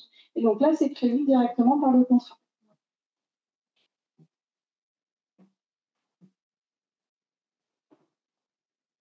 Et puis également, pour compléter la chambre particulière, des fois sur le premier niveau, il n'y a pas la prise en charge de la chambre particulière en cas d'hospitalisation.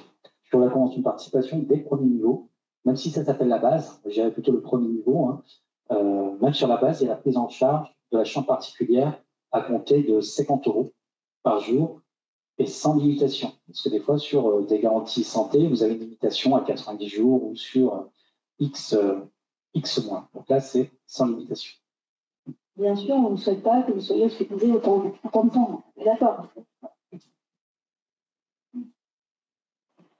Donc, vous avez également, en plus, des services associés. Donc, comme on l'a évoqué tout à l'heure, vous allez retrouver la téléconsultation avec notre partenaire Maya. Il faut savoir que cette consultation est prise en compte par la MNT. Donc, vous n'avez pas de frais à engager. En fait, c'est fait directement par la MNT. Vous faites votre consultation et après, vous avez, si nécessaire, bien sûr, l'ordonnance établie par le médecin, mais ça ne vous coûte rien. Voilà, c'est bien pris en compte par votre contrat. Il y a également le tiers. Je compléterai par rapport à la téléconsultation avec Maya, où vous n'avancez pas les frais dans le cas où vous passez par l'espace adhérent. Il faut passer par l'espace adhérent pour bénéficier de la téléconsultation avec Maya, dans le sens où vous êtes déjà identifié à l'MNT, vous avez un numéro d'adhérent et vous avez un raccourci sur l'espace adhérent MNT où l'agent peut cliquer sur le lien pour avoir une téléconsultation en direct, soit en visio, soit sans visio. Ça peut être aussi en chat également. Donc, il y a différentes solutions qui sont proposées. Donc, ça évite aussi l'avance de frais par l'agent, par l'adhérent, par rapport à ce type de dispositif. Pas de souci. Et vous avez également du coup le tiers payant généralisé qui permet du coup d'éviter également le tiers payant sur certains actes. Après, selon les établissements, malheureusement, quelle que soit la mutuelle, il y a certains frais qui doivent être engagés. Mais sur les trois quarts, l'avantage c'est que ça vous évite cette avance de frais qui doit être établie.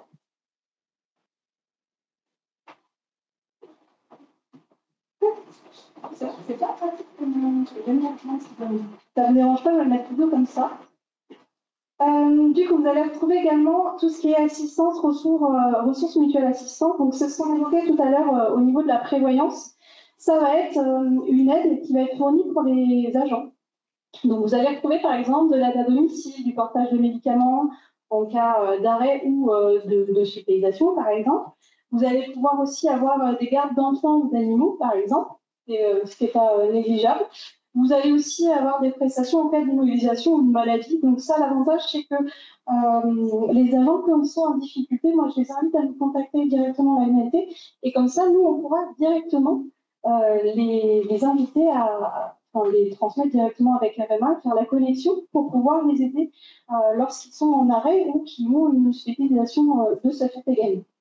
Oui, pour compléter de l'assistance, on avait fait aussi évoluer nos services dans le cadre de l'assistance. Parce que pour la petite parenthèse, l'assistance fait partie du groupe VIE, le groupe auquel la MNT est également rattachée, et notamment pour les agents qui se retrouvent dans des situations malheureusement de cancer. Et donc il y a des services spécifiques qui ont été rajoutés spécialement pour les adhérents qui sont dans des situations de cancer, pour les accompagner au mieux et leur proposer de nouveaux services. Il n'y a pas de supplément, c'est-à-dire qu'ils sont automatiquement intégrés dans la cotisation. Donc c'est des services en inclusion également. Okay. Vous avez également du coup les garanties vives avantages également. Donc ça, c'est des réductions qui sont établies par rapport au fait qu'on fasse partie du groupe VIF. Vous allez retrouver du coup des réductions sur certains sites, loisirs, bien-être, habitation, etc. Donc l'avantage, c'est que vous avez accès directement sur l'espace adhérent MNT. Vous n'allez pas vous dire, il faut que j'aille chercher sur le site. Non, tout est indiqué sur le site MNT. Que ça soit la téléconsultation Maya, Vive Avantage. Il y a juste RMA où ça se fait par téléphone. Donc c'est pour ça que on vous indiquait que si vous voyez qu'il y a un agent qui est en difficulté, qui nous appelle, quelle que soit la problématique, si on peut l'aider, ou directement on l'accompagnera, que ça soit en assistance ou que ça soit avec l'agence aussi. Parce qu'il y a des fois, il y a des solutions qu'on peut apporter nous au quotidien. Vous avez, comme évoqué, l'espace adhérent qui est plutôt fluide. L'agent peut communiquer directement également sur l'espace adhérent. Donc, s'il a une problématique, il peut nous envoyer un petit message, l'envoyer directement à l'agence de rattachement. Il peut prendre également rendez-vous s'il a des questions, que ce soit au téléphone ou physiquement. Et ça équivaut également pour les collectivités. Là, on parlait de l'espace adhérent, mais vous avez l'équivaut avec l'espace collectivité, où du coup, vous allez vraiment retrouver tous les éléments sur le contrat santé, par exemple, et vous trouvez bien sûr, comment dire, toutes les références, que ce soit remboursement, cotisation, mais aussi prévention, par exemple. Il y a des choses il y a des actions qui sont comprises dans votre contrat, des actions de prévention qui peuvent être à votre nom. Donc, n'hésitez pas, on peut mettre en place avec vous, selon les thématiques que vous souhaitez aborder, on peut vous accompagner avec vos agents pour les informer et les sensibiliser également. Il n'y a pas un complément sur l'espace employeur, c'est l'espace collectivité. Et non, il n'y a aucun souci. Et quand on évoquait les remboursements sont visibles uniquement sur l'espace adhérent. C'est des informations qui sont personnelles. Au niveau du service RH de la collectivité sur l'espace employeur, vous visualisez uniquement les agents qui sont affiliés, les garanties souscrites et les cotisations correspondantes. Donc les remboursements, je vous rassure, ne sont pas du tout visibles sur l'espace employeur, uniquement sur l'espace adhérent. Et également, on a aussi nos partenaires par rapport au réseau Calypsia, donc ça va être tout ce qui est optique, dentaire, auditif. On a également des ostéopathes. Il y en a en Seine-et-Marne, avec une facturation qui facture 50 € dans le réseau d'ostéopathes sur la Seine. Je vous confirme, j'ai localisé. Oui. Sur l'espace adhérent, du coup, vous pourrez aussi géolocaliser par rapport à thématique que vous souhaitez. Donc, c'est assez facile d'accès. Je pense qu'on ne va pas revenir sur les employeurs. Je pense qu'on en a déjà assez évoqué. On en a parlé aussi. Alors, pour répondre à la question, il n'y a pas encore d'application MNT espace client. On m'a posé la question. C'est pas encore. Il faut se rendre directement sur une page web sur le téléphone, mais c'est accessible sur le téléphone. D'accord? C'est là où l'application n'est pas encore. Oui, c'est que l'espace adhérent est ce qu'on appelle responsive. Hein. C'est-à-dire que vous cliquez maintenant sur les smartphones, vous avez le raccourci par rapport au navigateur, vous mettez www.mnt.fr, vous avez directement ensuite l'espace adhérent et vous avez l'affichage qui est adapté en fonction du type de smartphone que vous avez. Hein. Je ne vais pas citer de marque. Et aussi au niveau des tablettes, il est aussi responsive, c'est-à-dire qu'il s'adapte à l'écran. Ce que je peux vous dire, c'est que c'est dans les tuyaux. Au niveau de l'application MNT, c'est dans les tuyaux, donc elle est en cours de construction. Et ça fait partie des projets qui sont actés et validés. Donc ça, je passe, ça a été évoqué. Ah, si vous voulez revenir dessus. Donc là, on a mis, c'est le test visuel, c'est vrai.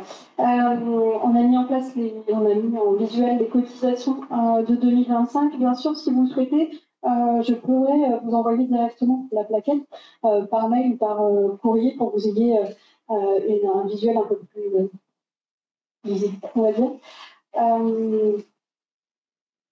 Oui, c'est ce qu'on a évoqué tout à l'heure, c'est-à-dire que la cotisation est déterminée par rapport à 3 critères. Le premier, c'est en fonction du choix du niveau de garantie. Vous avez vu qu'il y a la garantie base. Ensuite, vous avez alternative 1, alternative 2.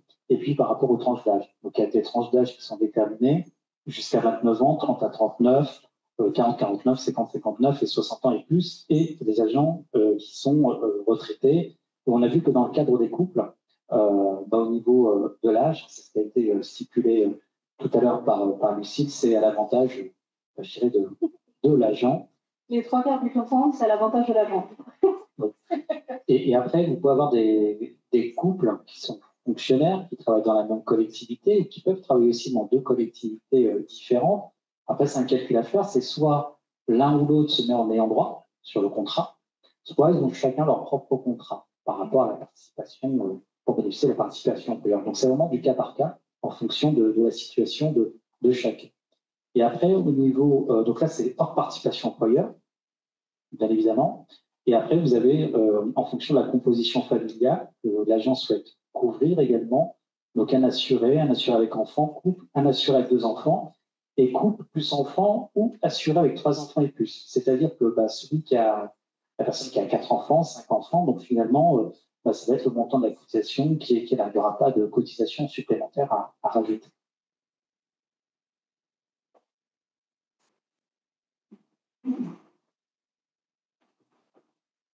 Donc, est-ce que vous avez des questions sur le tableau? Après, c'est au cas par cas. Donc, il faut regarder les cotisations et les prestations. Parce que c'est pour ça, ce que disait Lucie par rapport à l'accompagnement aussi des agents dans le cadre de permanence ou de rendez-vous physiques ou téléphoniques. Des fois, sur les tableaux des garanties, on peut avoir 100%. Et on se dit, inconsciemment, si on n'est pas dans l'environnement, on peut se dire, tiens, 100%, je suis remboursé intégralement. Ce n'est pas forcément le cas. C'est 100% de la base de la sécurité sociale. Et des fois, la douloureuse, c'est quand on a fait l'acte chez le professionnel de santé et on se rend compte qu'il y a un reste à charge. Et c'est pour ça qu'on préconise, que ce soit pour le dentaire ou dans le cadre d'une intervention chirurgicale auprès de nos adhérents, c'est de demander un devis, voire 2 devis pour qu'ils puissent comparer avant d'entamer l'acte en lui-même. Parce qu'une fois que l'acte est fait et que la facturation arrive, derrière, s'il avait uniquement la base, il sera remboursé par rapport au niveau de base. Donc ça, c'est important aussi par rapport à l'accompagnement, c'est ce qui est fait par les conseillers, les équipes aussi de proximité là-dessus. Ça permet d'avoir la transition au niveau de l'accompagnement. Donc, comme on évoquait tout à l'heure, au niveau de la mise en place du contrat, on propose aux collectivités des réunions d'information suivies de permanence ou que des réunions d'information et par la suite mettre en place des permanences ou que des permanences. C'est vraiment à votre choix à vous, en proposant des permanences avec ou sans créneau, qui est proposé, ou en disant, voilà, tel jour, la personne de la MLT ça présente sur tel site, par exemple. Si vous avez plusieurs sites au niveau de votre collectivité, on se déplace. C'est l'avantage, quel que soit l'emplacement de la collectivité sur le département. Vous ne pouvez pas me louper, de toute façon, j'ai la jolie voiture MNT. Donc, de toute façon, c'est l'avantage. Donc, n'hésitez pas, voilà, c'est du sur-mesure au niveau de la mise en place. On s'adapte à vos besoins et aussi au niveau des agents, on met en place également des affiches pour permettre aux agents de se rappeler également, parce qu'entre le moment où on est en place et le moment où c'est fait, parfois il peut y avoir quelques mois de différence. Donc c'est vrai qu'il y a cet accompagnement-là aussi visuel au niveau de la collectivité. Et bien sûr, on vient directement avec tous les éléments qui concernent l'agent. Donc tout ce qui est plaquettes, tout ce qui est bulletin d'adhésion, tout ce qui est de mandat de résiliation, par exemple. Tout ça est fourni à l'agent, que ce soit sur les réunions d'information ou pendant les permanences. Ou si par exemple, il nous contacte soit sur l'adresse mail cdg77@mnt.fr, soit par téléphone, on peut également lui renvoyer des documents ou faire un point par rapport à ses besoins. Voilà, c'est tout cet accompagnement au quotidien qui est fait, en plus des réunions d'information et des permanences, bien sûr. Oui, et puis par rapport à l'articulation de ces réunions d'information et permanence, elles sont bien évidemment établies avec vous, au niveau de la collectivité, au niveau des services RH. C'est-à-dire que nous, on fait des propositions de date aussi, et vous aussi par rapport à votre organisation. Et il y a également des interventions sur des sites délocalisés également. On fait des réunions d'information en permanence au niveau des services techniques, au niveau CCAS, dans des crèches également, effectivement. Et on s'adapte aussi par rapport aux plages horaires, parce qu'on sait que certains services, ils sont plus disponibles entre telle heure et telle heure. Je pense notamment au niveau de la restauration aussi, par exemple, ou les services techniques, des fois, c'est tôt le matin pour pouvoir aussi les accompagner. Et une question au fond.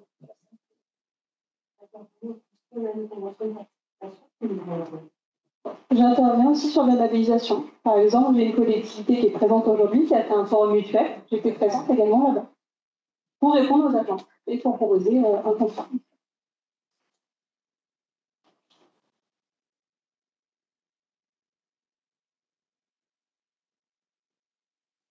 Donc, voilà, je vais un peu spoiler la slide suivante. Et du coup, vous retrouvez donc la plaquette, la notice d'information, le bulletin d'adhésion. On vous a mis également le visuel de l'adhésion en ligne qui se fait aussi très facilement, que ce soit avec la MLT, donc en permanence, par exemple. Moi, je peux aider directement l'agent à faire l'adhésion en ligne ou chez lui directement, sachant que la demande de résiliation auprès de l'ancienne mutuelle peut se faire en adhésion en ligne également. Donc, précise, parce que ça, c'est une question qui est revenue sur plusieurs réunions d'information. Et puis, vous avez des questions? Non?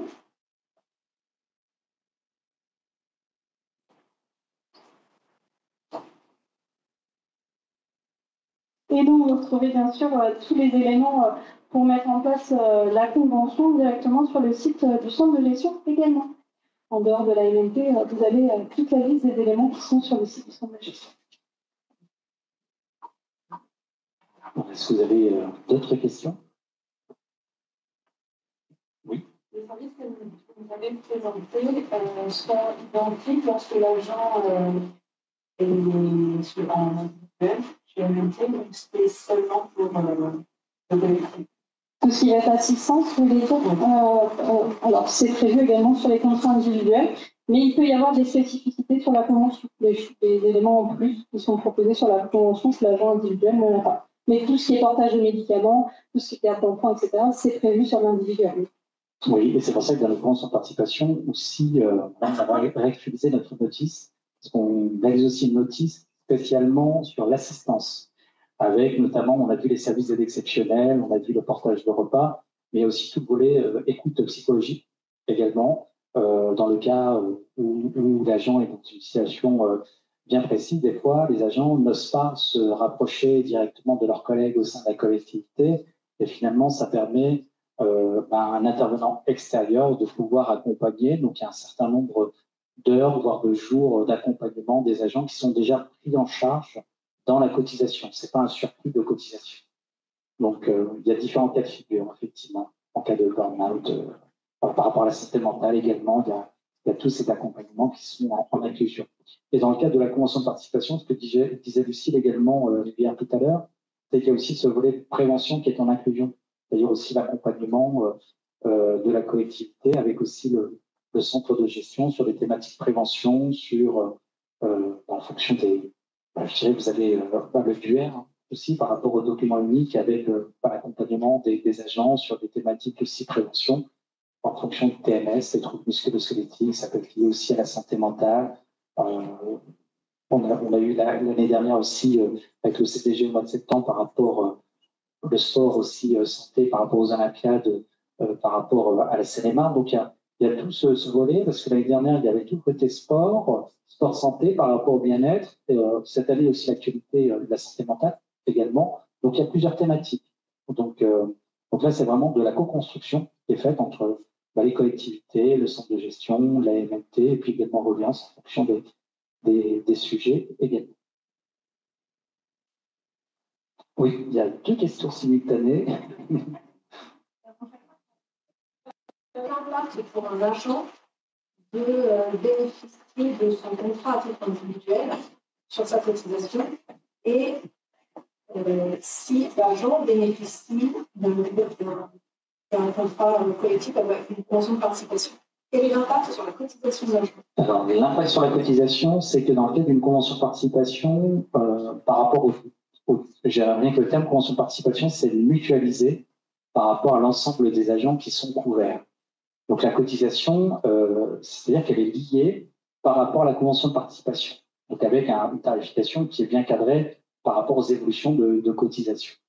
Dans le cas d'un contrat individuel, la cotisation, vous avez vu qu'il y avait des paliers tout à l'heure, moins de 29 ans, de 30 à 39 ans, 40 à 49 ans. Dans les contrats individuels, l'évolution de la cotisation peut se faire chaque année par rapport à l'évolution, par rapport à l'âge.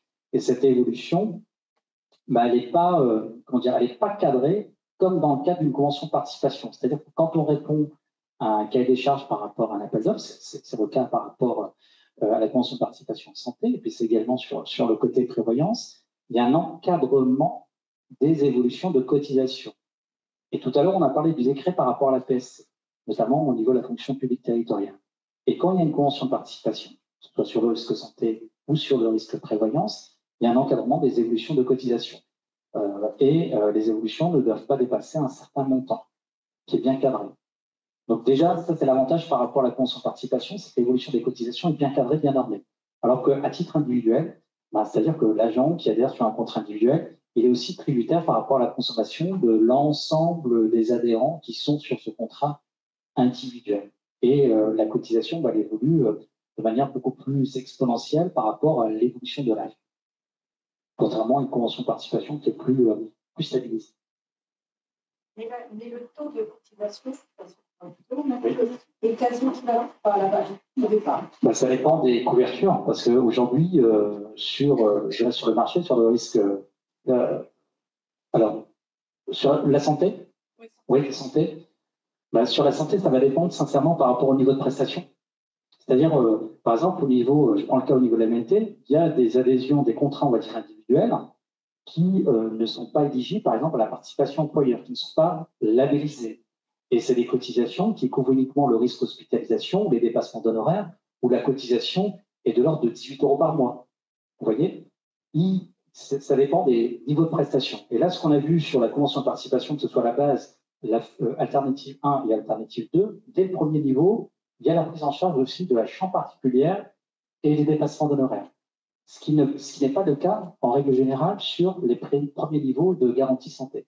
Donc, pour donner un comparatif, c'est très compliqué, je vais être sincère avec vous, j'aimerais bien vous le donner, mais c'est vraiment au cas par cas, parce qu'il y a plus de, sincèrement, au niveau des couvertures santé, autant sur la prévoyance, au niveau de la fonction publique territoriale, il y a peu d'organismes qui ont cette compétence pour couvrir le risque de prévoyance pour les agents de la fonction publique territoriale, autant sur la couverture santé. Aujourd'hui, en France, vous avez plus de 90% des Français qui ont au moins une couverture santé, que ce soit auprès d'une mutuelle obligatoire, d'une mutuelle, d'une assurance, ou bien vous avez la CMU, CMUC, etc.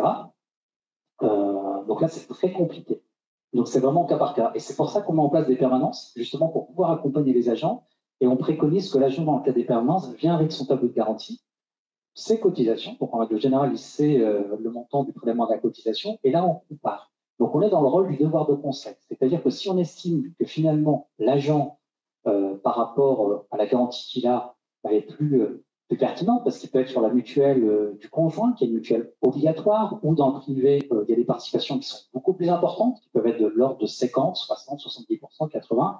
Il y a même certaines entreprises qui participent pratiquement intégralement sur la cotisation. C'est rare, mais il y en a. Donc, c'est vraiment au cas par cas pour lui dire, finalement, vu le montant de votre cotisation, vu le niveau de prestation que vous avez, si vous avez un contrat avec votre conjoint ou votre conjointe, dans ce cas-là, on préconise de rester sur votre contrat actuel. Donc là, on est vraiment dans l'accompagnement. C'est pour ça que je dis c'est vraiment au cas par cas. J'aimerais bien vous donner une réponse précise sur les évolutions qu'il peut y avoir, mais c'est vraiment au cas par cas.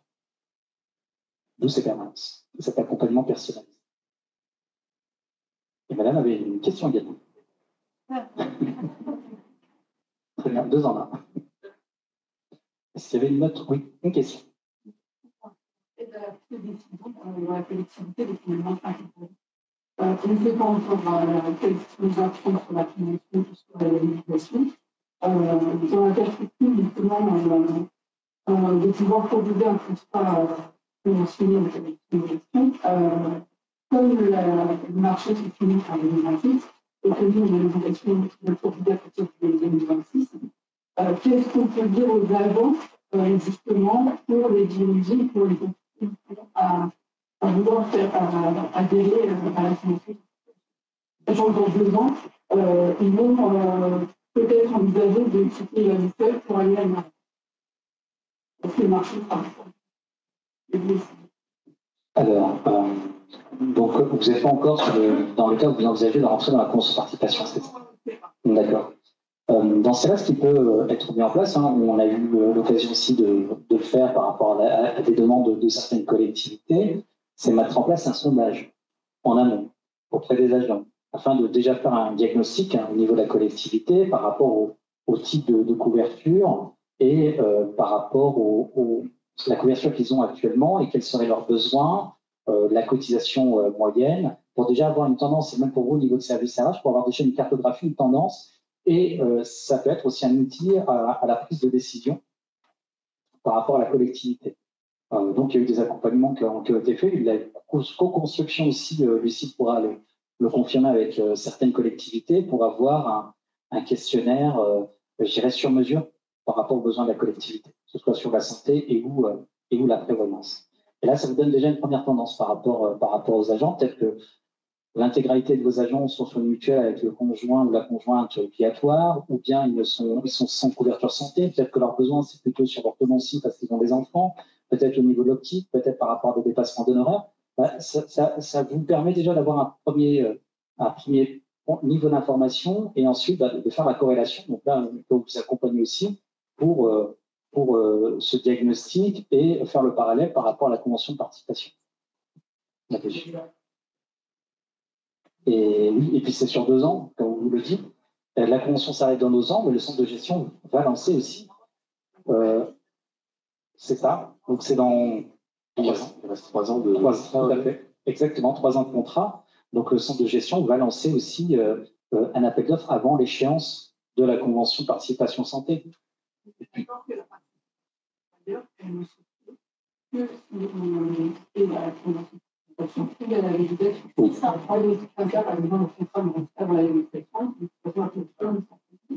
la participation, c'est bien que sur un seul dispositif.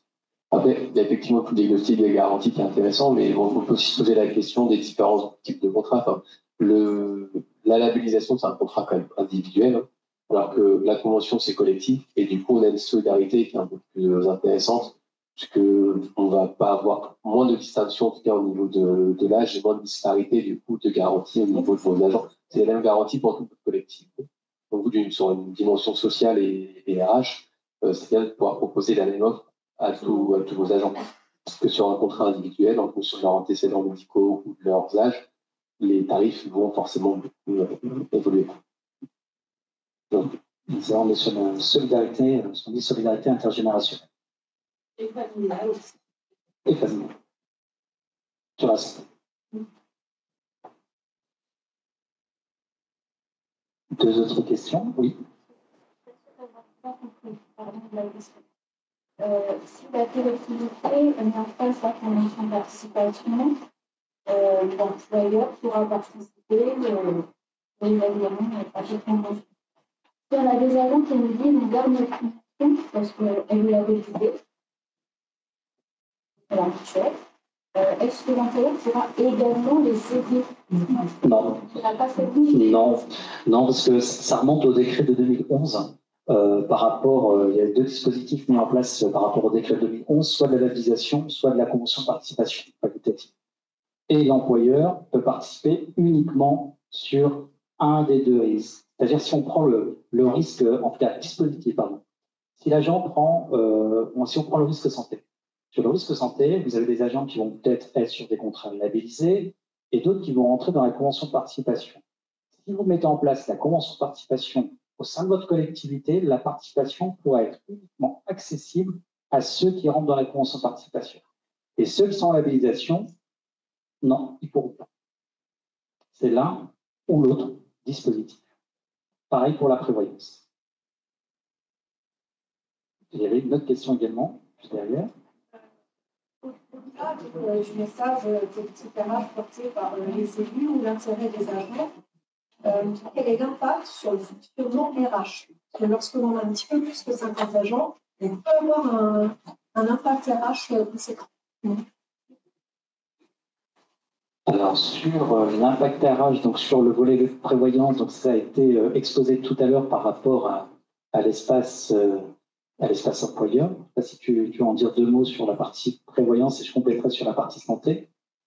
Sur la partie prévoyance, en fait, même dans les deux dispositifs, l'engagement RH il est plutôt au moment de la mise en place de la convention, puisqu'effectivement, on a besoin du portage de la collectivité pour promouvoir et expliquer aussi aux agents les dispositifs. Donc, bien évidemment, nous, on est là dans le soutien.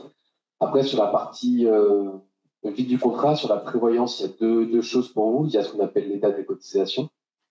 Donc, tous les mois, effectivement, il y a un prélèvement sur salaire à faire auprès de votre agent pour le paiement de la cotisation. Donc, il y a un paramétrage qui est à faire au début. Vous pouvez nous appeler, on vous aide à le faire. Et après, c'est une fois qu'il est fait, c'est assez automatique. Enfin, c'est manuel, mais faut que le paramétrage est ancré. C'est en production, donc ça se met assez facilement en place. Et puis, pour la gestion, la déclaration, elle vient quand même de vous, puisque c'est vous qui avez le certificat médical initial de votre agent, et c'est lié aussi à votre logiciel RH. Donc, il y a effectivement un acte de déclaration à faire dans l'espace client, qui est assez rapide. Et après, pour la transmission des pièces justificatives, c'est à votre choix. Soit vous gérez, soit vous laissez la main à votre agent, qui a la possibilité de nous transmettre via son espace assuré toutes les pièces justificatives. Donc, dans le cadre d'un arrêt long, en gros, vous faites la déclaration initiale, et toutes les prolongations, c'est l'agent qui transmet son bulletin son arrêté de prolongation chaque fois. Donc, on va dire que le gros du port, c'est au moment de la mise en place, pour le paramétrage du précompte sur salaire et de la présentation de l'offre aux agents. Et après, une fois que le contrat est lancé, c'est un impact qui est assez léger. Et puis sur la partie santé, pour compléter. Tous les mois, il y a le précompte à faire tous les mois, mais le paramétrage, il est fait initialement. C'est-à-dire que si vous n'avez pas de changement, si vous n'avez pas d'agents qui sont partie de votre collectivité ou pas de recrues, ça ISO périmètre. Donc, il n'y a plus qu'à relancer le paiement, le précompte et le paramétrage est fait. Donc, c'est hyper rapide. Ce qui est plus long, c'est le premier paramétrage pour remettre entrer tous les agents, etc. En prévoyance, excusez-moi, en prévoyance, c'est un pourcentage du salaire. Oui. Donc, dès qu'il y a une évolution au salaire, un avancement d'échelon ou quoi que ce soit, ce ne sera pas la même cotisation. Donc, tous les mois, on a quand même une avis. Le pourcentage, On rentre, c'est de 29, c'est de 29 et ça sera automatiquement. Le taux ne bouge pas, donc lui, il est rentré effectivement, et ça se calcule, c'est pas vous qui calculez, vous mettez le salaire, et ça se calcule automatiquement. D'accord. Oui. Dans le cas de l'assurance capitale, c'est une fonctionnalité aussi avec le centre de gestion. Et c'est une bascule qui se fait entre les deux, ou elle est possible dans le milieu. Non, alors, effectivement, on s'est posé la question et on aimerait aller dans cette direction-là, mais aujourd'hui, juridiquement, on n'a pas l'autorisation de le faire, notamment par rapport au RGPD.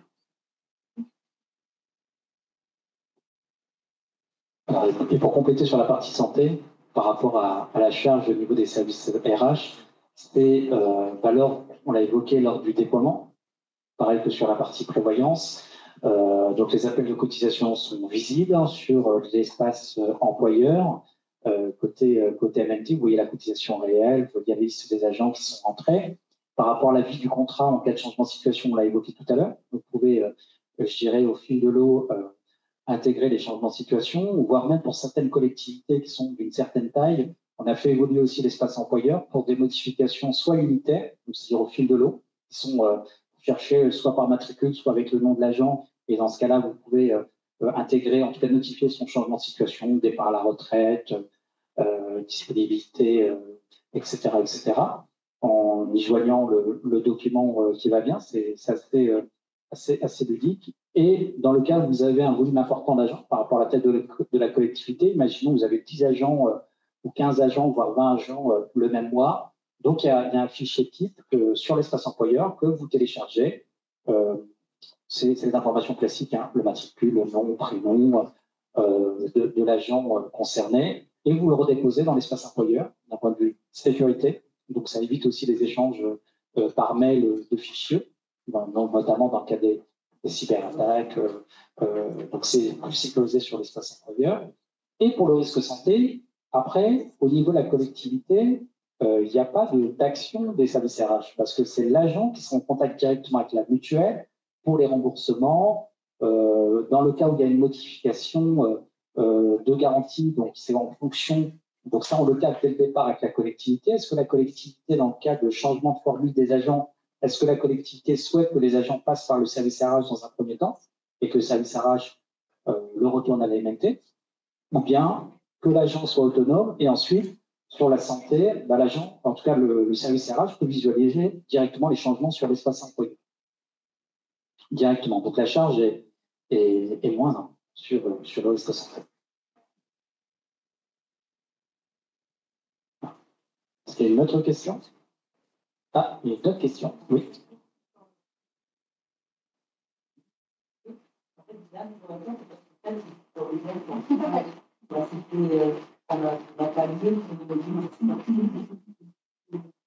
La participation de l'employeur est obligatoire, mais les exemples sont facultatives. En fait, l'obligation au niveau des collectivités, c'est de mettre en place un dispositif. Les agents n'ont pas, pour l'instant, l'obligation de rentrer dans le dispositif proposé. Vous, votre action, c'est de proposer quelque chose. Après, c'est à l'agent de choisir s'il souhaite ou pas.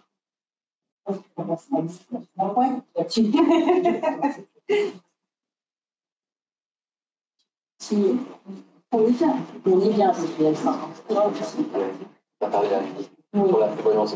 Ah, la prévoyance, mais petit à petit sur la mutuelle aussi, hein, on va finir par. Ça va être plus long, mais. Oui, sur la santé caractère obligatoire, effectivement, n'est pas encore d'actualité. Comme on disait, sur la fonction publique territoriale, vous avez, en tout cas sur la santé, vous avez plus de personnes qui sont couvertes en santé qu'en prévoyance. Parce qu'en plus, dans la fonction publique territoriale, c'est quand même quelque chose de nouveau, même dans la fonction publique. Hein, on voit que sur les autres versants de la fonction publique, État, hospitalière, il y a aussi des évolutions par rapport à la protection sociale complémentaire, et notamment sur la fonction publique d'État, où depuis peu, il y a la mise en place de contrats obligatoires en santé et en prévoyance, avec une participation de l'employeur de 50% de la cotisation. Donc, le premier cap, ça va être sur la prévoyance, parce que c'est quand même un impact qui est fort au niveau de la rémunération des agents. Parce que dans la fonction publique territoriale, il y a le traitement de base, la LBI pour ceux et celles qui l'aperçoivent, et après le régime indemnitaire. Le régime indemnitaire, en fonction des collectivités, n'est pas négligeable. Et l'agent passe à demi-traitement. Et avec, en fonction de sa situation, s'il est titulaire, s'il est contractuel, on voit que le niveau d'indemnisation n'est pas le même. Donc ça peut mettre en difficulté financière l'agent. Et c'est pour ça que la priorité 1, c'est la prévoyance. Et après, une fois que cette mise en place sur la prévoyance sera faite et qu'il y aura un retour d'expérience sur, je dirais, le caractère obligatoire sur la prévoyance, ça donnera des pistes sur la partie santé. Alors, je n'ai pas de boule de cristal, Mais je pense que dans 5 ans, même dans 5 ans, la santé ne sera pas obligatoire au niveau de la fonction publique territoriale. Pas encore. Si la collectivité souhaite mettre en place un contrat collectif obligatoire, elle pourra le faire, mais ça ne sera pas une obligation pour toutes les collectivités de France. Après, attention, c'est mon avis à l'instant T. Peut-être que dans 2 ans, avec les futures élections, etc., il peut y avoir des réajustements. Mais la prévoyance, c'est la priorité 1.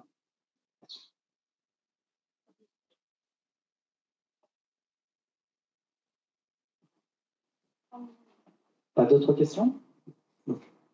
S'il n'y a pas d'autres questions, on pourra clôturer la séance. Merci à tous. J'espère qu'on a répondu à toutes vos interrogations. Voilà, je vous dis certainement, comme je vous disais au début, à très bientôt pour parler justement de ce côté obligatoire en prévoyance. On va bien évidemment communiquer à ce sujet dès que possible. Donc, merci et bon retour. Merci à vous.